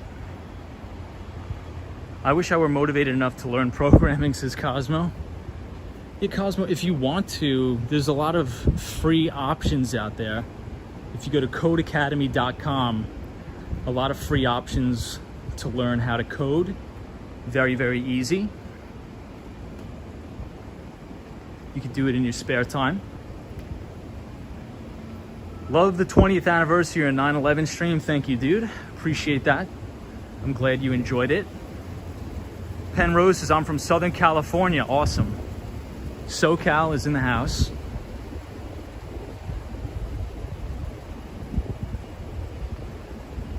You like this tune? Says, I like the concept of your channel, +1 subscriber. Hey, thank you so much. I really do appreciate that a lot. I really, really do. So thank you everybody who's been subscribing and supporting. We are here now in Little Italy, the main part of Little Italy. Do you know why Little Italy is getting smaller? Yeah, because a lot of the Italians have moved out to Long Island and Staten Island. So Little Italy is getting smaller. And I don't think they want to pay the taxes in New York. Hey, MRT is our Wall Street friend. Says, do you think the $1.3 trillion spending package will drive inflation sky high? Yes, I do. Short answer is yes. Short answer is yes. Hey, Love Beyond My Dying Day says, hey, how are you? Ireva says, I was just going to say Little Italy looks small. Yeah, Little Italy is consistently getting smaller every year, unfortunately. But this is one of the most famous bakeries in Little Italy. It's called Ferrara Bakery. Very famous. I'll show you guys the front of it right here. Hey, Leah says, hey, Tom. Ken Bridges say, Ken from Warner Robins, Georgia. Hey, welcome to all of our pals in Georgia. So this is one of the most famous bakeries, Italian bakeries in all of Little Italy. Zap Allen says, Tom, you always have over 400 people watching every time you go live. I really do appreciate that, guys. Thank you for that, really. Hermes Addict says, the best Little Italy belongs to the Bronx. I agree, that's very controversial to say. Some people would disagree, but I have been to the Little Italy in the Bronx, and it is really, really great. Love Beyond My Dying Day says, I'm from New York City too. Hey, that's awesome. Thank you for watching. Hey, Little Italy, isn't this like Chinatown? Lucas, no, we are in Little Italy right now. But Little Italy is very, very close to Chinatown. Extremely, extremely close to Chinatown. They're right next to each other. Mott Street and Grand Street will take you from Little Italy into Chinatown on Mott Street. Don't believe all the hype. Australia is not a jail, says Aussie John. I don't think I've ever heard of that. Aussie is a jail. Manhattan is forever #1. I agree. Do you recommend New York City to live there? Yes, I do. I do recommend New York to live. It looks like Christmas all the time in Little Italy, you said? Indeed it does. Wow, check that out. Doesn't that look cool? Bro, I subscribed to your channel. Thank you, Bandari boys. I appreciate it. Elias is Avenue of the Americas. I live in an area where if I did this, I'd be shown you corn and maybe beans. Interesting. Not to be rude, but infrastructure spending has nothing to do with inflation. Not rude at all. We're here to share ideas. So I would actually be interested to hearing your point. Not rude at all. That's the point of the channel, is to have an open, collaborative conversation. Not everything I say is the end all be all, and oftentimes I'm wrong. And I think that's normal. So if you don't think that the infrastructure spending will drive inflation, I'd actually love to know more. I'd actually be really interested in knowing more, because maybe you have very good points.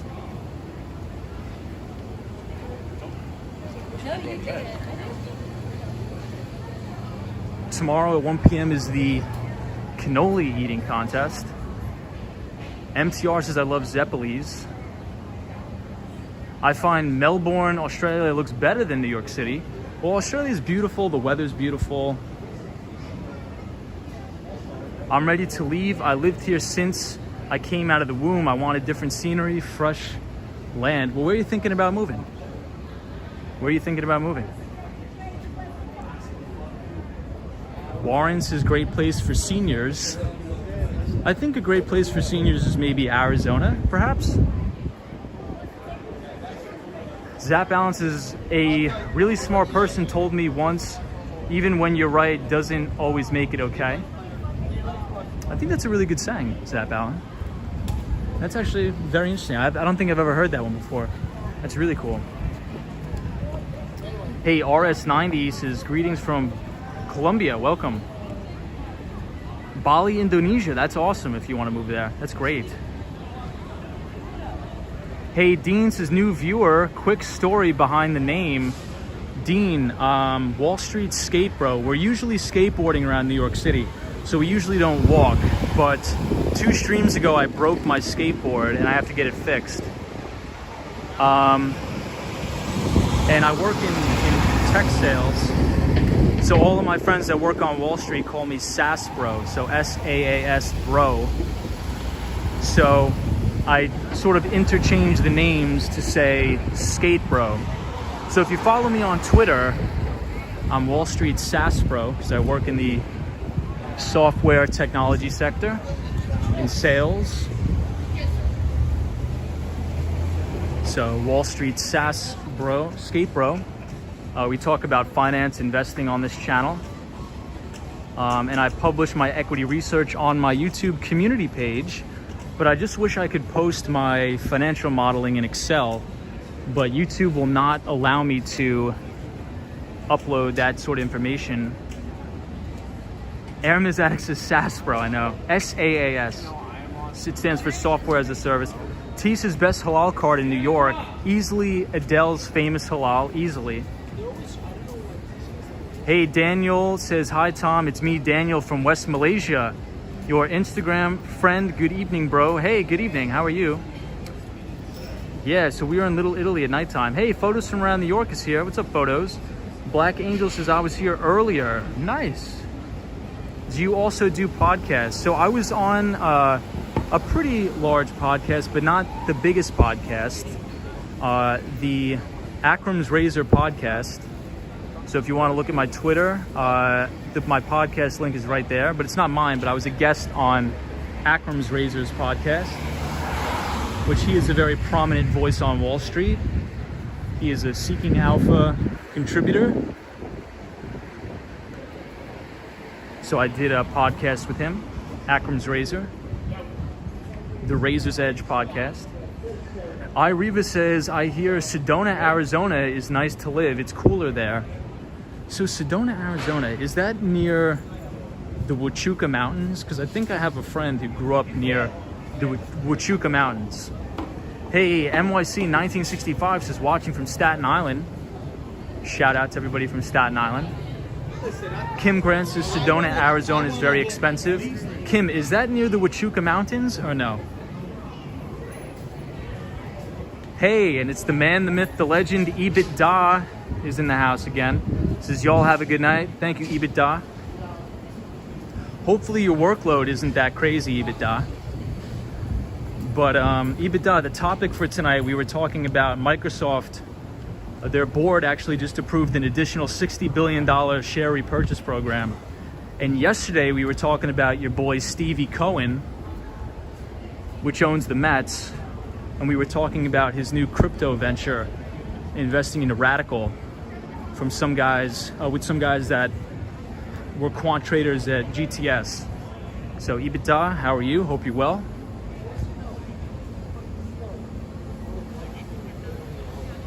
Do you recommend Code Academy Pro Wall Street Skate Bro?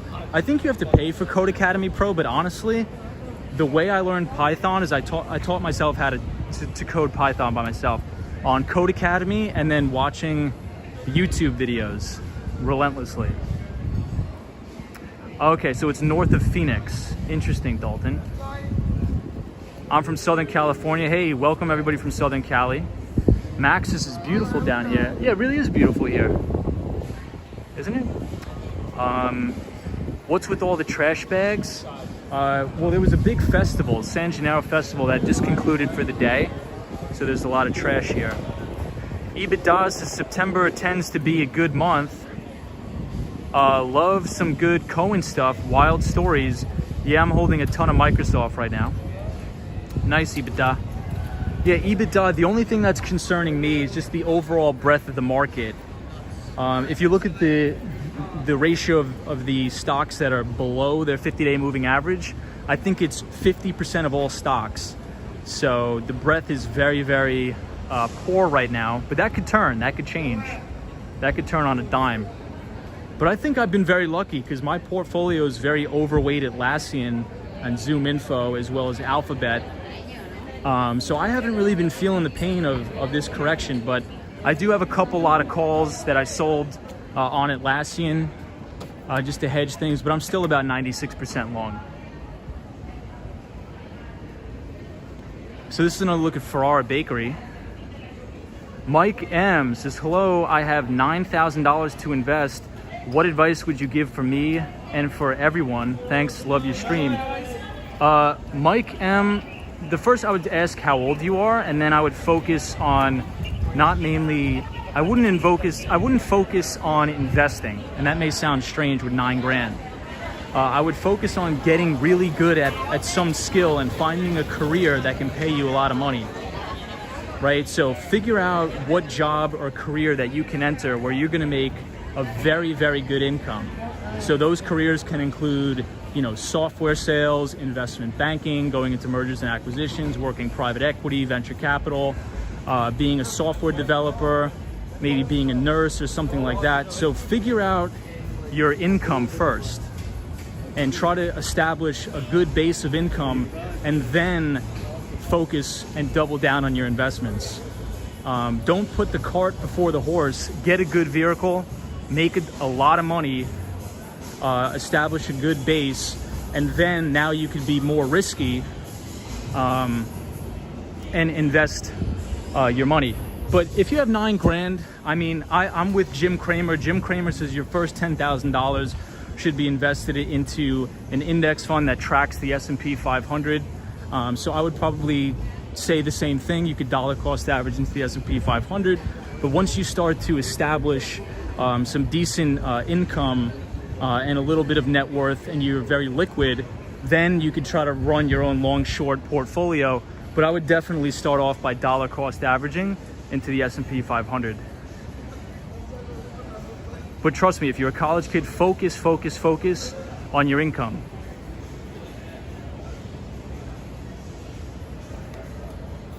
Let me make sure I didn't miss any of this.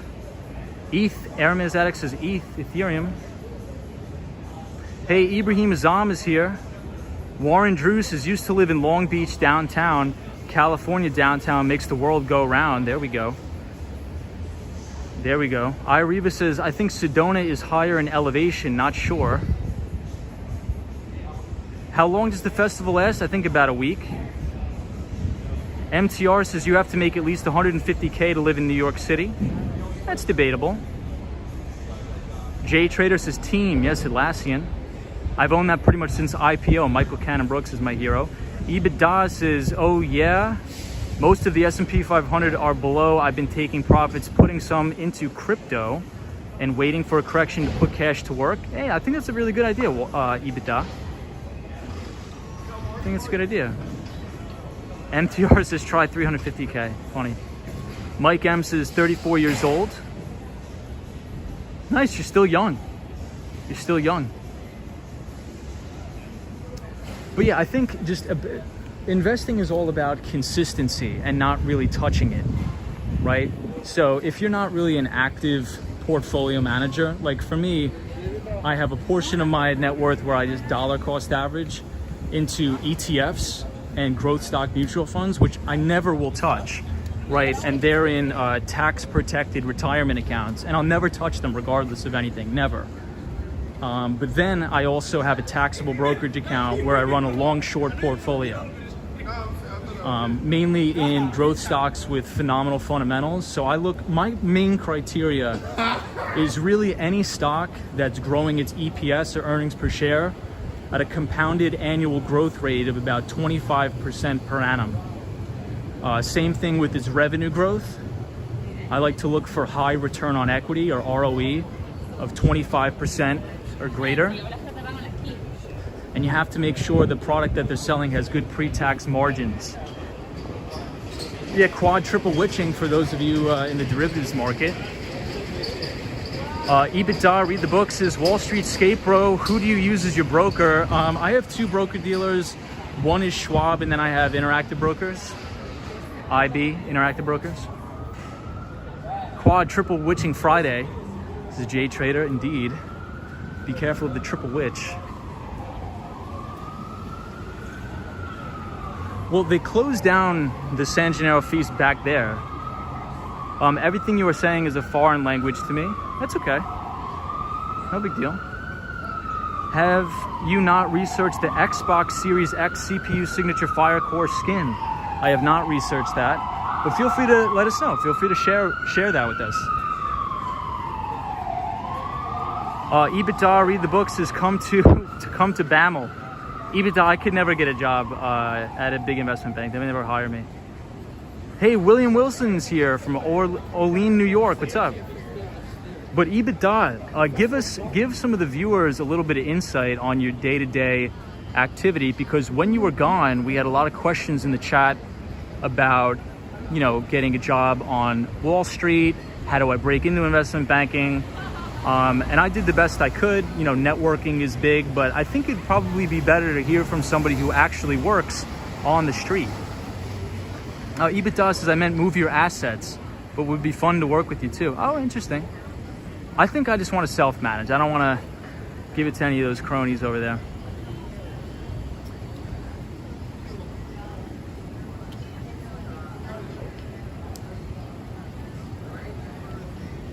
MTR says, what's better, stocks or bonds?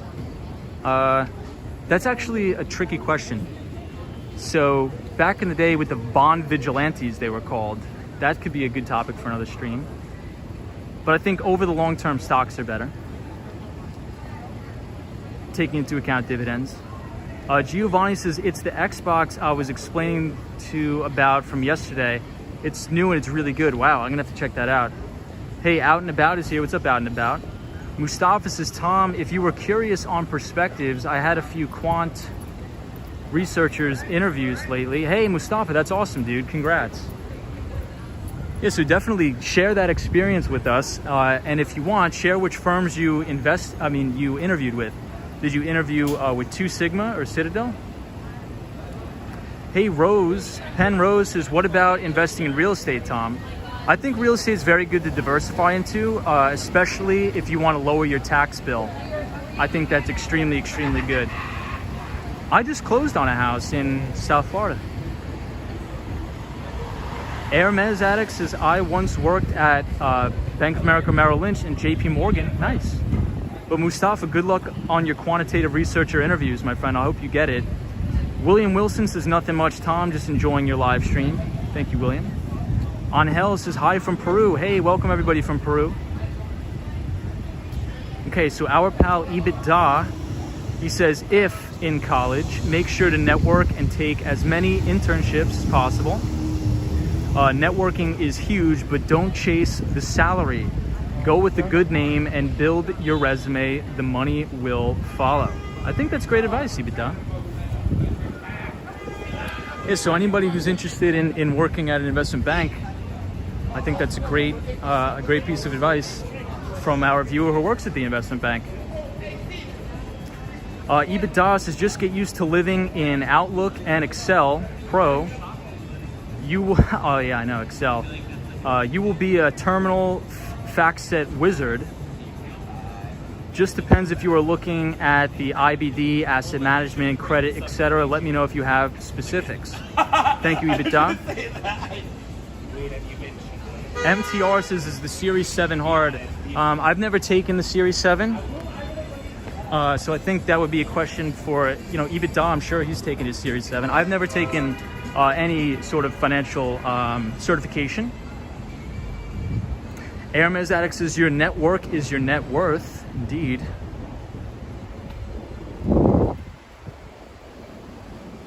It looks beautiful down here for the San Gennaro Festival.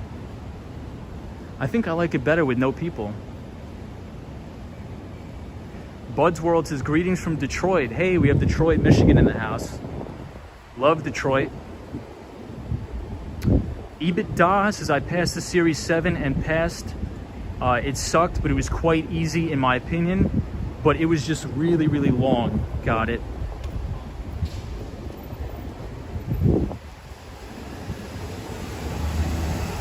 Yeah, I mean, Series 7 is just like, what, a basic securities test? Like they ask you, what is a stock, what is a bond? Is that sort of what it is, EBITDA? Hey, Eric Kaufman is here. Oya says hello. Dan McLaren says, hey Tom, what do you think about technical analysis? I see that you mentioned the 50-day moving average a lot. So I'm not a big technical analyst, in my opinion. I'm more of a fundamentalist. However, technical analysis is very important, but not for intraday moving in and out of the market. Sort of the way I trade is I'm a size trader. So I take very large positions in companies that either just reported great earnings reports or they beat and raised, and then I want to sit in these positions for at least 6 to 8 earnings reports, because that's when you make the real capital appreciation. But technical analysis, I think the main things you need to know is that the rule of thumb on Wall Street, if you're in like asset management or in sales and trading or something like that, the 50-day moving average tends to be where institutions will either, number one, start a new position in a company that has phenomenal fundamentals, or number two, they'll add to existing positions. So for example, Nvidia just came off a beat and raise quarter, gapped up about 5% on that report. Same thing with Atlassian, and you saw thunder volume. I think you saw like 200% of average daily volume, which is insane on a liquid leader like Nvidia. So think about that. To turn over 200% of average daily volume on a company that's as liquid as Nvidia, I mean, that's not your Aunt Sally buying that stock. Those are the big boys, like over at BAML with EBITDA. So usually they'll initiate a position, and when it pulls back to its 50-day moving average, assuming the company has good fundamentals, you'll tend to see institutional sponsorship either initiate a position or add to the position. Where you have to watch it, if it breaks through a 50-day moving average on higher volume, that could be signaling some further downside risk. A perfect example of that is pull up the ticker symbol BABA, Alibaba. Once Alibaba cut through its 50-day moving average, I think that day that it did that, the first day it did that, it overturned 300% of average daily volume. That was all the institutions getting the hell out of there.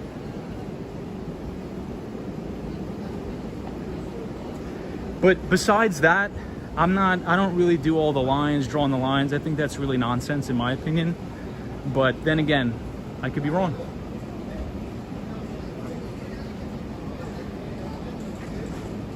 Charlie Richardson says, your wisdom and insights are very valuable for personal finance and the professionals of the industry. VVV Valvoline Oil, says Warren.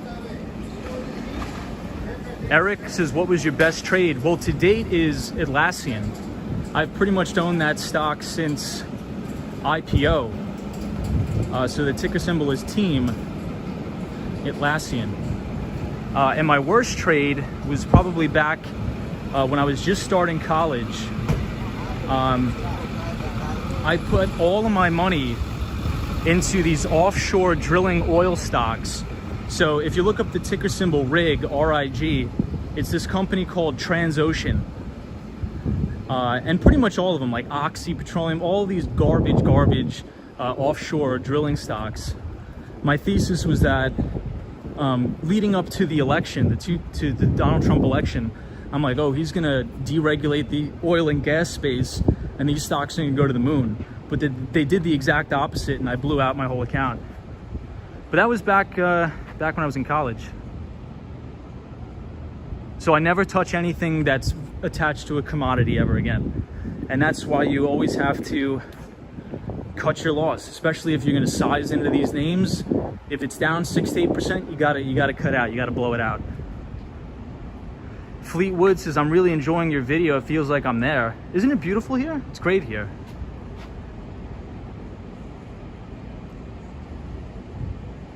Hey, Khan says, hi, I saw your video yesterday. Awesome. EBITDA says, pretty much, Tom, some specifics, but I thought the series 66 and 79 were way harder. Warren says, my first stock was Ashland Oil, is now Ashland, yes. EBITDA says, size lord, Tom. Yes, someone has that money. I mean, relative to like intraday trading, I would rather just take a big, like, 5% of the portfolio and size into a really, really good name like Google or something. But I think a lot of stocks right now are extended. They have a lot of extension over the 50 days. So we'll see. And now, we're just coming off of Labor Day.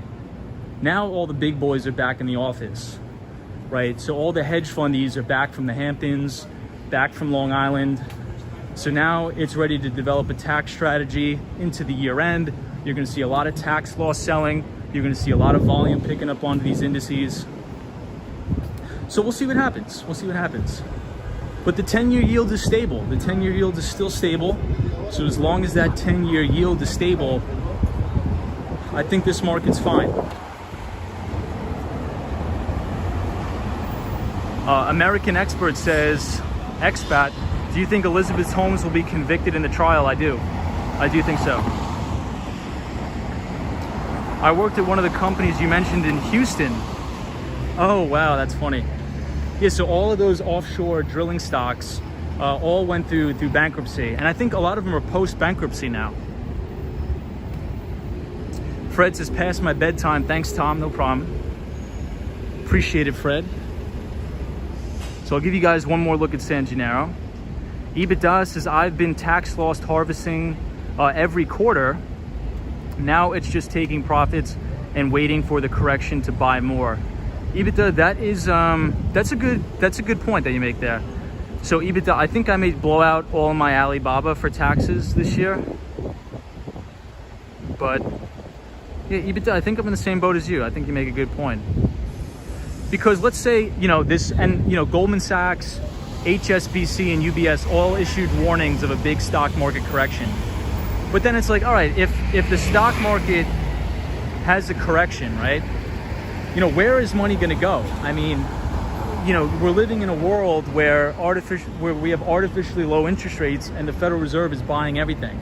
And the Federal Reserve, Jerome Powell, continues to buy $50 billion in mortgage-backed securities. So, I mean, where does this market have to go but higher? I mean, yeah, we could have a normal correction, but so long as the bond market stays stable, I mean, my thesis is higher. But again, I could be wrong.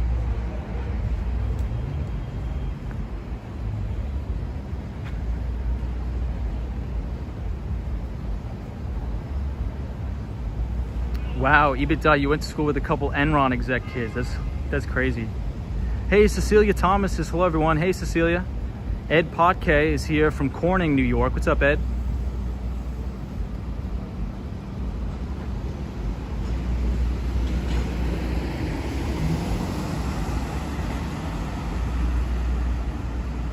Charlie Richardson says, I love the combination of finance talk and the many various discussions on the tour, best of both worlds. MTR says, met a guy who worked for Enron in Houston, lost his entire 401k. Yo, that's crazy.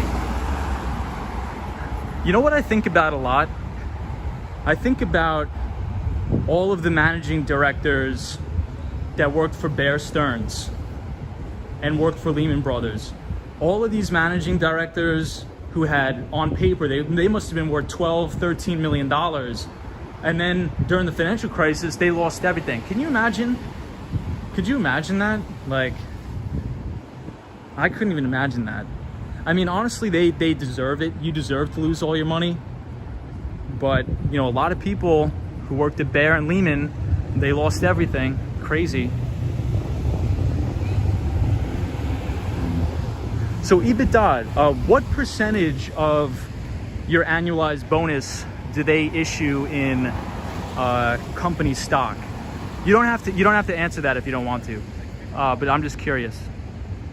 Warren Drew says, I remember when Apple was $2 a share and Steve asked Bill Gates for $250,000 to make payroll. Wow, that is wild. Troy 1995 says, what do you do to eat breakfast? Just like regular bagel. I get a bagel. Eric TX says, what is leveraging like on the bond market? Can it go down without a big unwind? I think when the bond market unwinds, it's going to be a biblical unwind. I don't think it's possible. Also, Deutsche Bank's derivative book is very concerning too. Jeez, EBITDA, that's crazy. That's terrible. 2 of the kids had drug problems. Oh, that's terrible, man. I hate hearing that stuff. That stuff is really bad.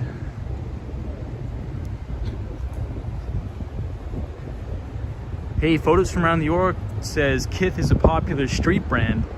Indeed it is. Hey, Monica Eriksson is here again. Monica's our pal from Sweden. What's up, Monica?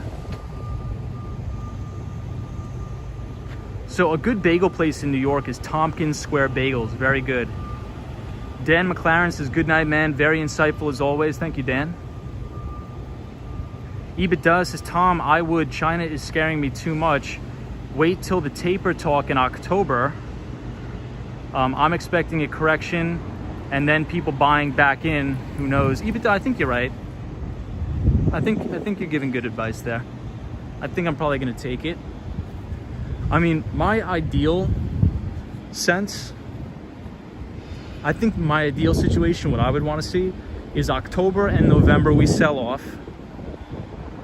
That'll give us a couple earnings report. That'll give us 1 earnings season to roll by. And then we could have a Santa Claus rally into Christmas. But we'll see what happens. Hey, Ed Potke from Corning, New York says, love your streams, Toms. Lots of people can't even invest right now in New York. Yeah, I think New York is very expensive, man. Trust me. I live here. Hey, Jay Trader says, any opinion on, oh yeah, so on that Chinese, that's a big mess. That's a big mess. But what I think I heard about it, I think they're engaging some American investment banks to do some debt restructuring on that. So I think the Chinese government's going to get involved. But right now there's riots all over China. So we'll see what happens. I think I'm going to make tomorrow night's stream on that.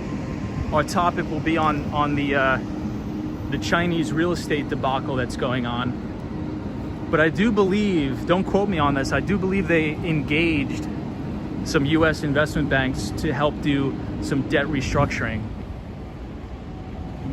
Hey, Edson says, hey dude, how's it going? It's going really good. It's going really good, my friend. How are you? Monica said, my dog and I has had a long walk and it's really fall in Sweden now. That's beautiful, Monica. I'd really love to visit Sweden one day. Hopefully I can make my way over there. Eric says, are there fundamentals behind the crypto markets? I think so. I think there's a lot of fundamental value there. For me, I think the biggest fundamental thing that I see is in remittance payments, because a lot of these emerging market countries, the majority of their GDP is made up from remittances. So I think it's going to make it a lot more affordable for people to send money around the world instead of using a lot of these money transfer services that can charge 20%. And there's also, I mean, the way I think about it is we just have to pay attention on what's going on, right? So yesterday we were talking about Steve Cohen, and he's the hedge fund manager at Point72 Asset Management, and also the owner of the New York Mets. He made an undisclosed investment into a startup quantitative trading firm that specializes in cryptocurrencies. Then you look at Michael Novogratz. He was a former managing director at Goldman Sachs. Then he went on to be a hedge fund manager at Fortress Investments here in New York. And now he made his own institutional advisory service and onboarding service called Galaxy Digital Advisors. So if all of these Wall Streeters that are billionaires, and they're actively recruiting out of some of the big bulge bracket investment banks for a lot of these positions in, you know, institutional sales and trading to help institutions get exposure to Bitcoin. But as of right now, it's very difficult for institutions to get exposure to this, right? I was watching an interview with Stanley Druckenmiller, and Stanley Druckenmiller is like, I'm interested in Bitcoin, but I was trying to buy a couple $1 billion worth of this stuff, and it took me weeks to fill. Right? I mean, you have to understand there's only a fixed amount of Bitcoin. It's not like the liquidity, there's like no liquidity there, and these big institutions need liquidity. So, you know, you have Stanley Druckenmiller, you have Paul Tudor Jones, everybody sees a value there. So I think at this point it's wise to have some exposure. But I think a lot of the alternative coins, the altcoins, I think a lot of that stuff is total fraud. And I think there's going to be hell to pay for a lot of these celebrities who are promoting this junk. Like Kim Kardashian, all these people, they think they can get away with promoting these cryptocurrencies because it's not regulated by the SEC, but it doesn't matter. Gary Gensler will make an example out of one of these people. I'm telling you, mark my words, anybody who's promoting these altcoins, these scams, there's going to be hell to pay for that, and it's going to be biblical. It may not happen this year, but it will happen within 5 years because that's the statute of limitations, and somebody's going away for all that stuff. Hey Stanley, thank you for the super chat, appreciate it. Too many bots here. MTR says, do you own Berkshire Hathaway? I do not own Berkshire Hathaway. I think their Class A stock is like $360,000. Realm says the rich push back all the little guys out. It's all fake. No, photos from around New York. Kim Kardashian was paid to promote an alternative crypto coin with a very, very small market capitalization. And you're not allowed to solicit securities without a license. And none of these people are licensed to do that. And all of these altcoins will be considered securities. Bob says, aren't you afraid of somebody grabbing your equipment? Not really. I could, honestly, if somebody wants to do that, go ahead, man. That's what, yeah, so Wegmans is moving into this space. That's going to be awesome. Wegmans is great. Do you think about Tesla, Airbnb? They are my longest and largest positions. I like Tesla. Airbnb I like too, but it went public a little bit. I usually like to wait a year or two after something goes public. And I also don't buy stocks that don't have any earnings. And I don't think Airbnb is profitable just yet. But I think I'm very bullish on Airbnb long term. But yeah, hopefully that answers your question. But I don't own it personally, no. Ed says, Tip Corning Inc. invented fiber optics. They pay no taxes. Yeah, so isn't the Corning Museum of Glass up there?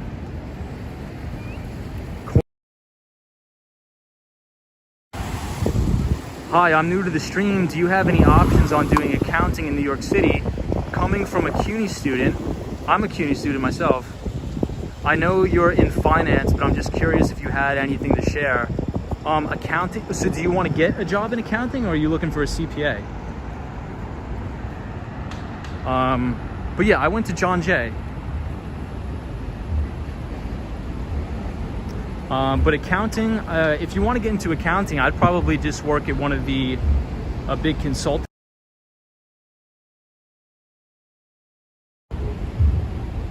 Yeah, Kmart did close down. Sorry about that, guys. I'm getting every night at like 1 a.m.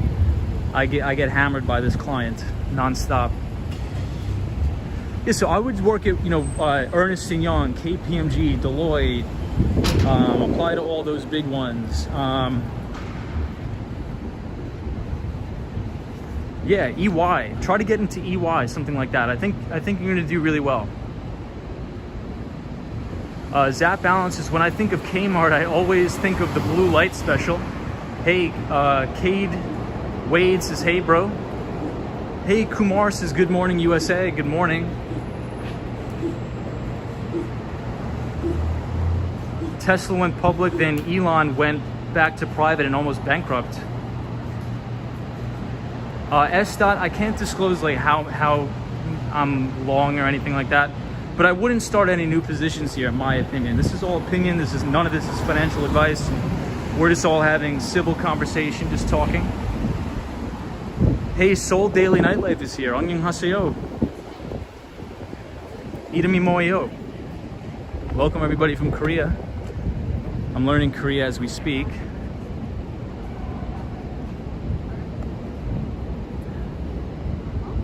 Hey, William Creed says I'm late, but I made it. Good evening, everybody. What's up, William?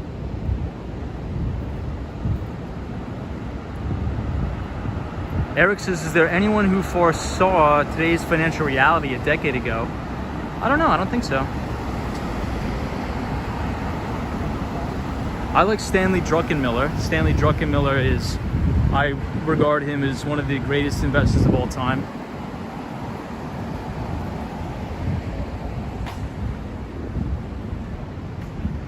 I hate accounting. It's confusing.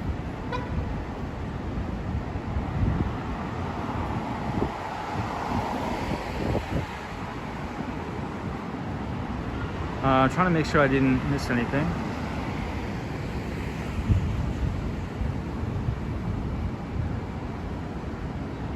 But if you go to Baruch, you could probably go into any of the big investment banks. You're gonna have a great time. Hey, Elizabeth is here. Hey, Elizabeth says, Tom, did you know only 6,000 ships with only 10 companies that control 85% of the globe to move products? We need as 60 to 85% of, say, what we buy from Walmart comes from overseas. Wow. Hey, Charlie's here, says saludos.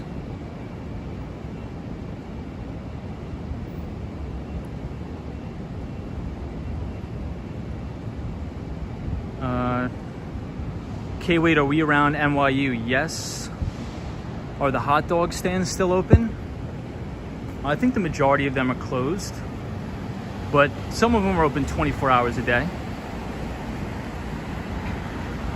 Hey, Abe says greetings from the UK. Korean for you, did you have a cig? No. Two Wheel Pine says, you are keeping me going tonight. Thanks again for an awesome stream. Can't wait for you to have a spot in Denver. Me too, I really love Denver. Hey, good Korean, thank you. I'm really trying to learn Korean. That's one of my goals for this year. I want to become fluent in Korean as well as Spanish. I want to know 3 languages really, really well. Hey, Josie, what's going on?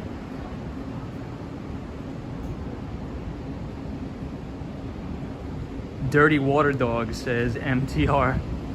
I think COVID will be talked about as the catalyst to bring us down in the bond. Very interesting. Where are you in relation to the Empire State Building? So we're on East 10th Street, and the Empire State Building is at 34th Street. 34th Street. Jimmy Brownette says, what makes you think of streaming at night? It's because I work all day, and I'm pretty much working till about 8 p.m. And then I have to eat something, which brings me to about 9 p.m. And then I go walk around a little bit, hang out, and that brings me to 10 o'clock when we start the stream.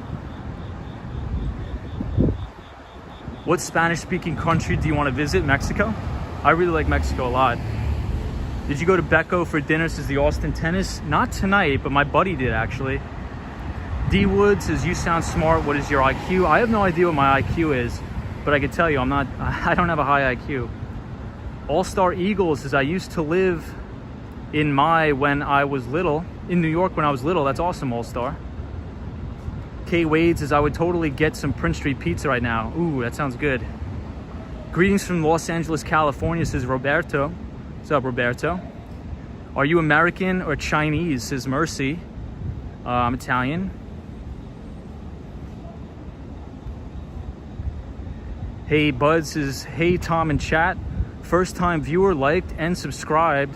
Why are you walking around at a Thursday night? So we usually skateboard around the city. Well, first of all, thank you for subscribing and joining the channel. I really do appreciate it. It means a lot. We're walking around because my skateboard broke. I have to get the wheel replaced. I couldn't do it today. So tomorrow I'm gonna wake up early before I get hammered with all these conference calls. I'm gonna get it replaced. and then tomorrow we'll be back on the board.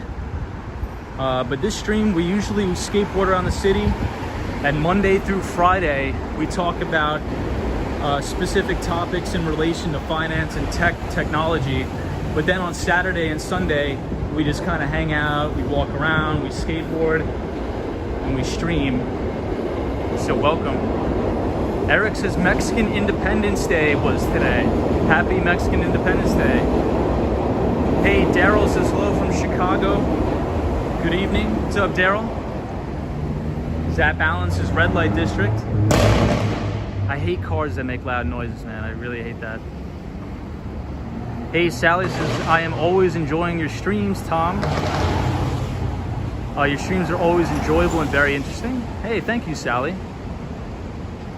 Bob says, we all appreciate you doing this at night. Thanks, Bob. Appreciate that, Bob. Jay Trader says, hi, EQ. Diego says, hi, Tom. Diego's our pal from Brazil. Welcome from Brazil.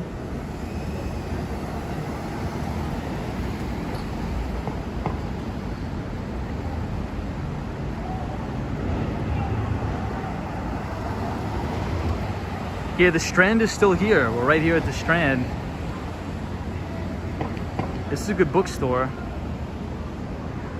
Mercy says, I'm afraid to go to America. Lots of murders. Yeah, well, I mean, the way I think about life, it's, you know, I could either stay inside and hide under my bed all day, or I could just live my life and not worry about it.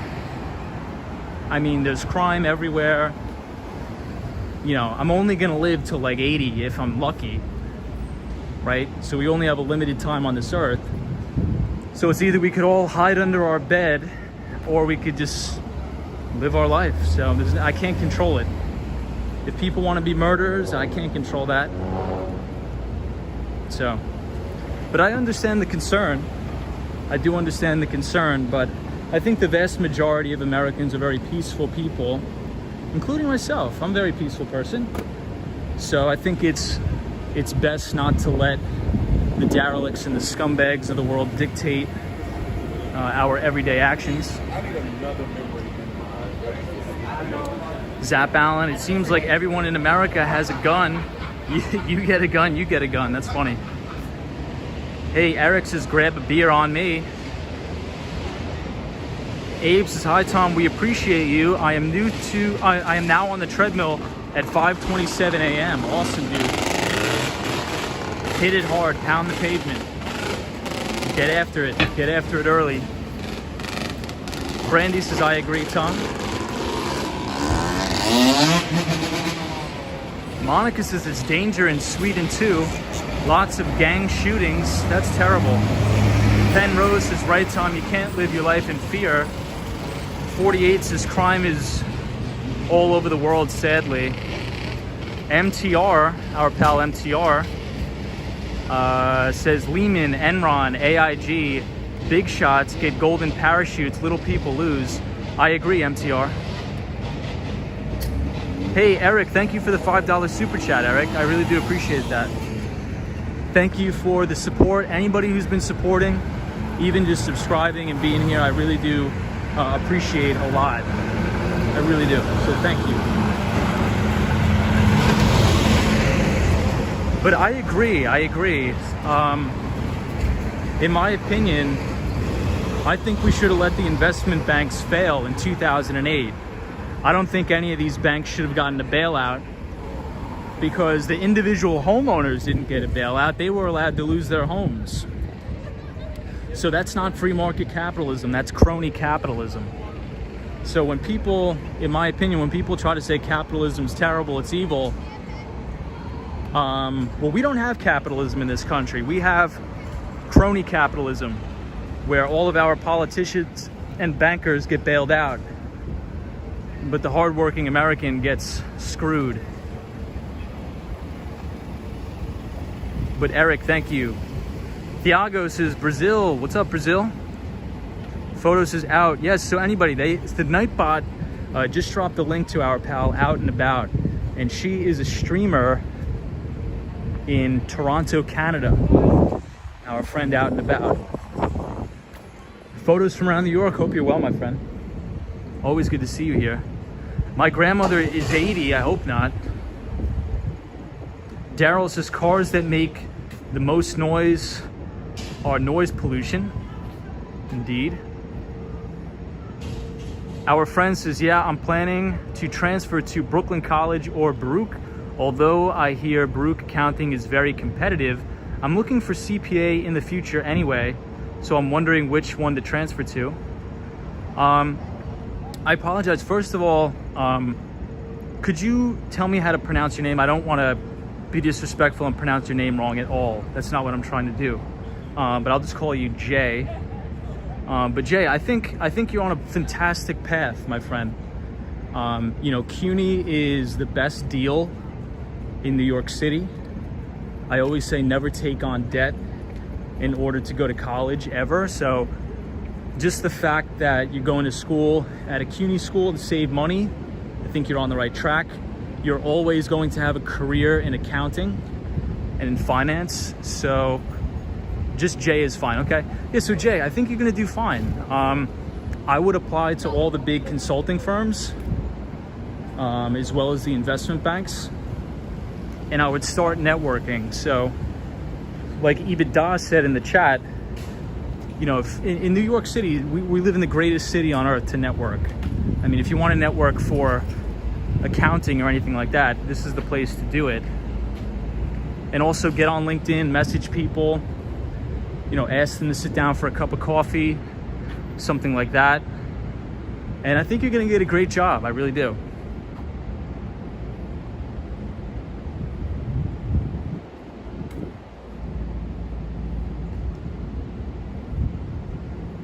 Hey, Wall on the Run, what's up, Wall on the Run?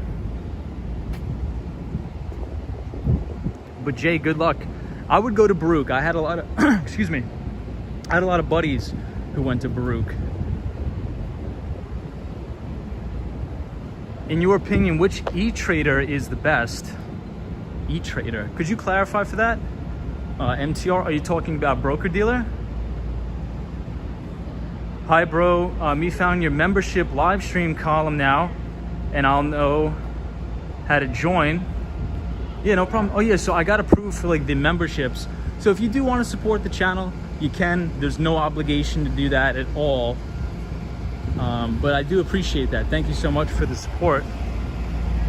LinkedIn used to be good for customer leads, but now it's saturated. Yeah, Zap Allen, I think Zoom Info is going to take over LinkedIn. Hey, Jerry Williams says cheers on a thirsty Thursday night. What's up, Jerry? Bob says, how do we donate? You don't have to donate, Bob, but I do appreciate it. Thank you so much. You could donate through the chat, but there's no obligation to it all, Bob. No worries. SKRRR says next trip to Atlantic City made 45K on tables. Crazy. Abe says Zoom Info, please explain. You can go take a look on my YouTube community page. I posted all my equity research on Zoom Info on that page. But Henry Schuck is the CEO, and I use the product in my opinion. Steve says agree on college, save your money on undergrad, and get a job with a company that will pay tuition for a graduate degree. I agree. Yeah, so many companies will pay for your graduate degree or MBA. I would never spend money on an MBA. I think it's a ripoff. Just have your company pay for it. If you work at one of the investment banks or things like that, they'll cover the cost of your MBA. Do you know that I am weak in the language through broadcasting? Oh, that's fine. No big deal, Mercy. Zeke says, I am the mayor, McCheese. Abe says, thank you. Picturesque, indeed. Hey, but Steve, hope you're well. Good to see you, Steve. Tom, I'm your new member. Thank you, Sunshine After Rain. Jerry Williams Jr. Hey, buddy, what's going on, Jerry?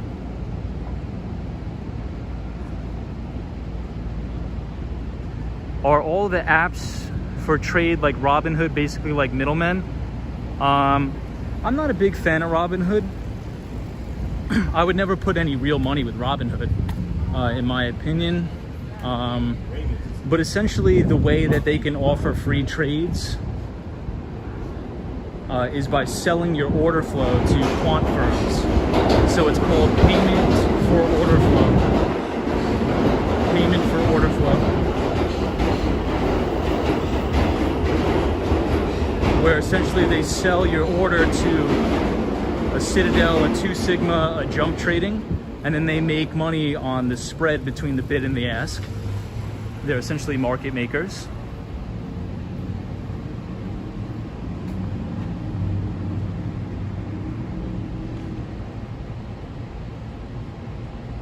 Companies that you work for only pay if you pass the course. Yes, that is true. But I mean, in my opinion, I think education is the most important thing ever. I am extremely pro college. I think everybody should go to college. But I think that you should minimize the amount you pay for college. And also, if you work full-time during school, many of these companies will actually pay for your undergrad as well through tuition reimbursement programs. So if you can utilize it to somehow get it for free, I mean, hell, I would get 3, 4, 5 degrees if you don't have to pay for it. Brittany McCurdy says, this may sound silly, but I want to learn more about Wall Street. Is there a book I can read? Sorry if it sounds silly. No, not at all. So I would read a lot of Peter Lynch's books. So one of the books is One Up on Wall Street by Peter Lynch. I would also read Common Sense Investing by Jack Bogle. Common Sense Investing by Jack Bogle. And I would also read How to Make Money in Stocks by William J. O'Neill. William J. O'Neill is the founder of Investors Business Daily and O'Neill Securities. And honestly, I would just, study the best mutual fund managers. I would read everything about Stanley Druckenmiller. Common Stocks and Uncommon Profits by Phil Fisher is a very good book. Yes, I am from Long Island, New York. Hey, Photos from Around New York says, I'm currently reading Bogle's book. That's a great book. I've read it many times. But Common Stocks and Uncommon Profits by Phil Fisher is another fantastic book. Fantastic book. Hey, Tex81 says you grew up just north of the Bronx. That's awesome. Brittany says, wrote them down, thank you so much. Yeah, Brittany, I actually dropped the links to the free audiobooks in the chat. So if you click on the Nightbot, you could actually listen to all of these books at no cost on YouTube for free, 100% free. You could also check them out at your local library, which I would recommend. I think libraries are not utilized enough. But remember, invest for the long term. Stay away from day trading, stay away from penny stocks. All of that is all charlatans, they're all frauds. Stay away from all that. Hey, Dev Noel says, wow, the sky and the lightning makes it look like the sun. Hey, Kevin's back, says, hey, hope all is well, appreciate the links. Hey, Kevin, good to see you again, my friend. Good on you, Kevin. What's up, man? I'm surprised how much libraries seem like they fell off, at least in my area. I agree. MTR says, I worked in IT in New York City 35 years and just retired in Dallas. Great move. Hey, congratulations, dude. That's awesome. I think it's inspiring every time I hear a story of somebody that's able to retire. I think that's great. So MTR, you're the best, pal. That's awesome. Congratulations. Jerry Williams says, beautiful view. All-Star Eagle says, I've just visited Colorado earlier this month and would like to visit New York City again. Come on down. Hey, Totally Curious says, hi, Tom, watching from Albuquerque, New Mexico. Hey, shout out from Albuquerque, New Mexico. That's awesome. I really do enjoy your discussions in the chat. The energy in the chat room is positive and informative. Much appreciated. Hey, totally curious. Thank you for that. Very kind words. Yeah, our moderators are some of the best moderators on YouTube. We try to create an environment where everybody feels welcome. There's no negativity, no racist trolls, no sexism, anything like that. So I do my best to try to create that environment, but it's really thanks to our great moderators. So thank you to our moderators for that. Hey, Zeke Sanchez says, I'm from Albuquerque too. Awesome. Emilio MTV says, hi. Hey, what's up? I Rivas says, bye, Tom. Everybody, I have to go. Good night. I Rivas, thank you so much. Why is it so empty? Because I think it's like 1 o'clock in the morning. Could anybody give me a time check? Would you mind a quick time check? Steven says, also after undergrad, work a few years before going for grad degree. The gap builds experience and maturity, so grad work is clear. I think that's a great piece of advice. Okay, 12:42. Everybody, I do have to go. So thank you all for joining. If you like this sort of content, feel free to subscribe to the channel, leave a like, and feel free to check out all of the links that we drop via the Nightbot. I do have to go. It's getting late. I do appreciate everybody that joined us tonight for our stream to Little Italy, checking out the San Gennaro's Festival. Seal Bear 23, thank you. Out and About, thank you.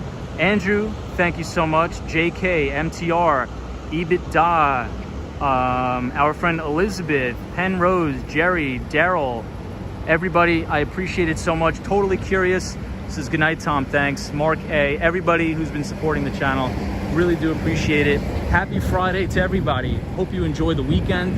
Hopefully I could see you tomorrow. Be positive, stay healthy, and most importantly, I'll see you all in the next one. Take it easy.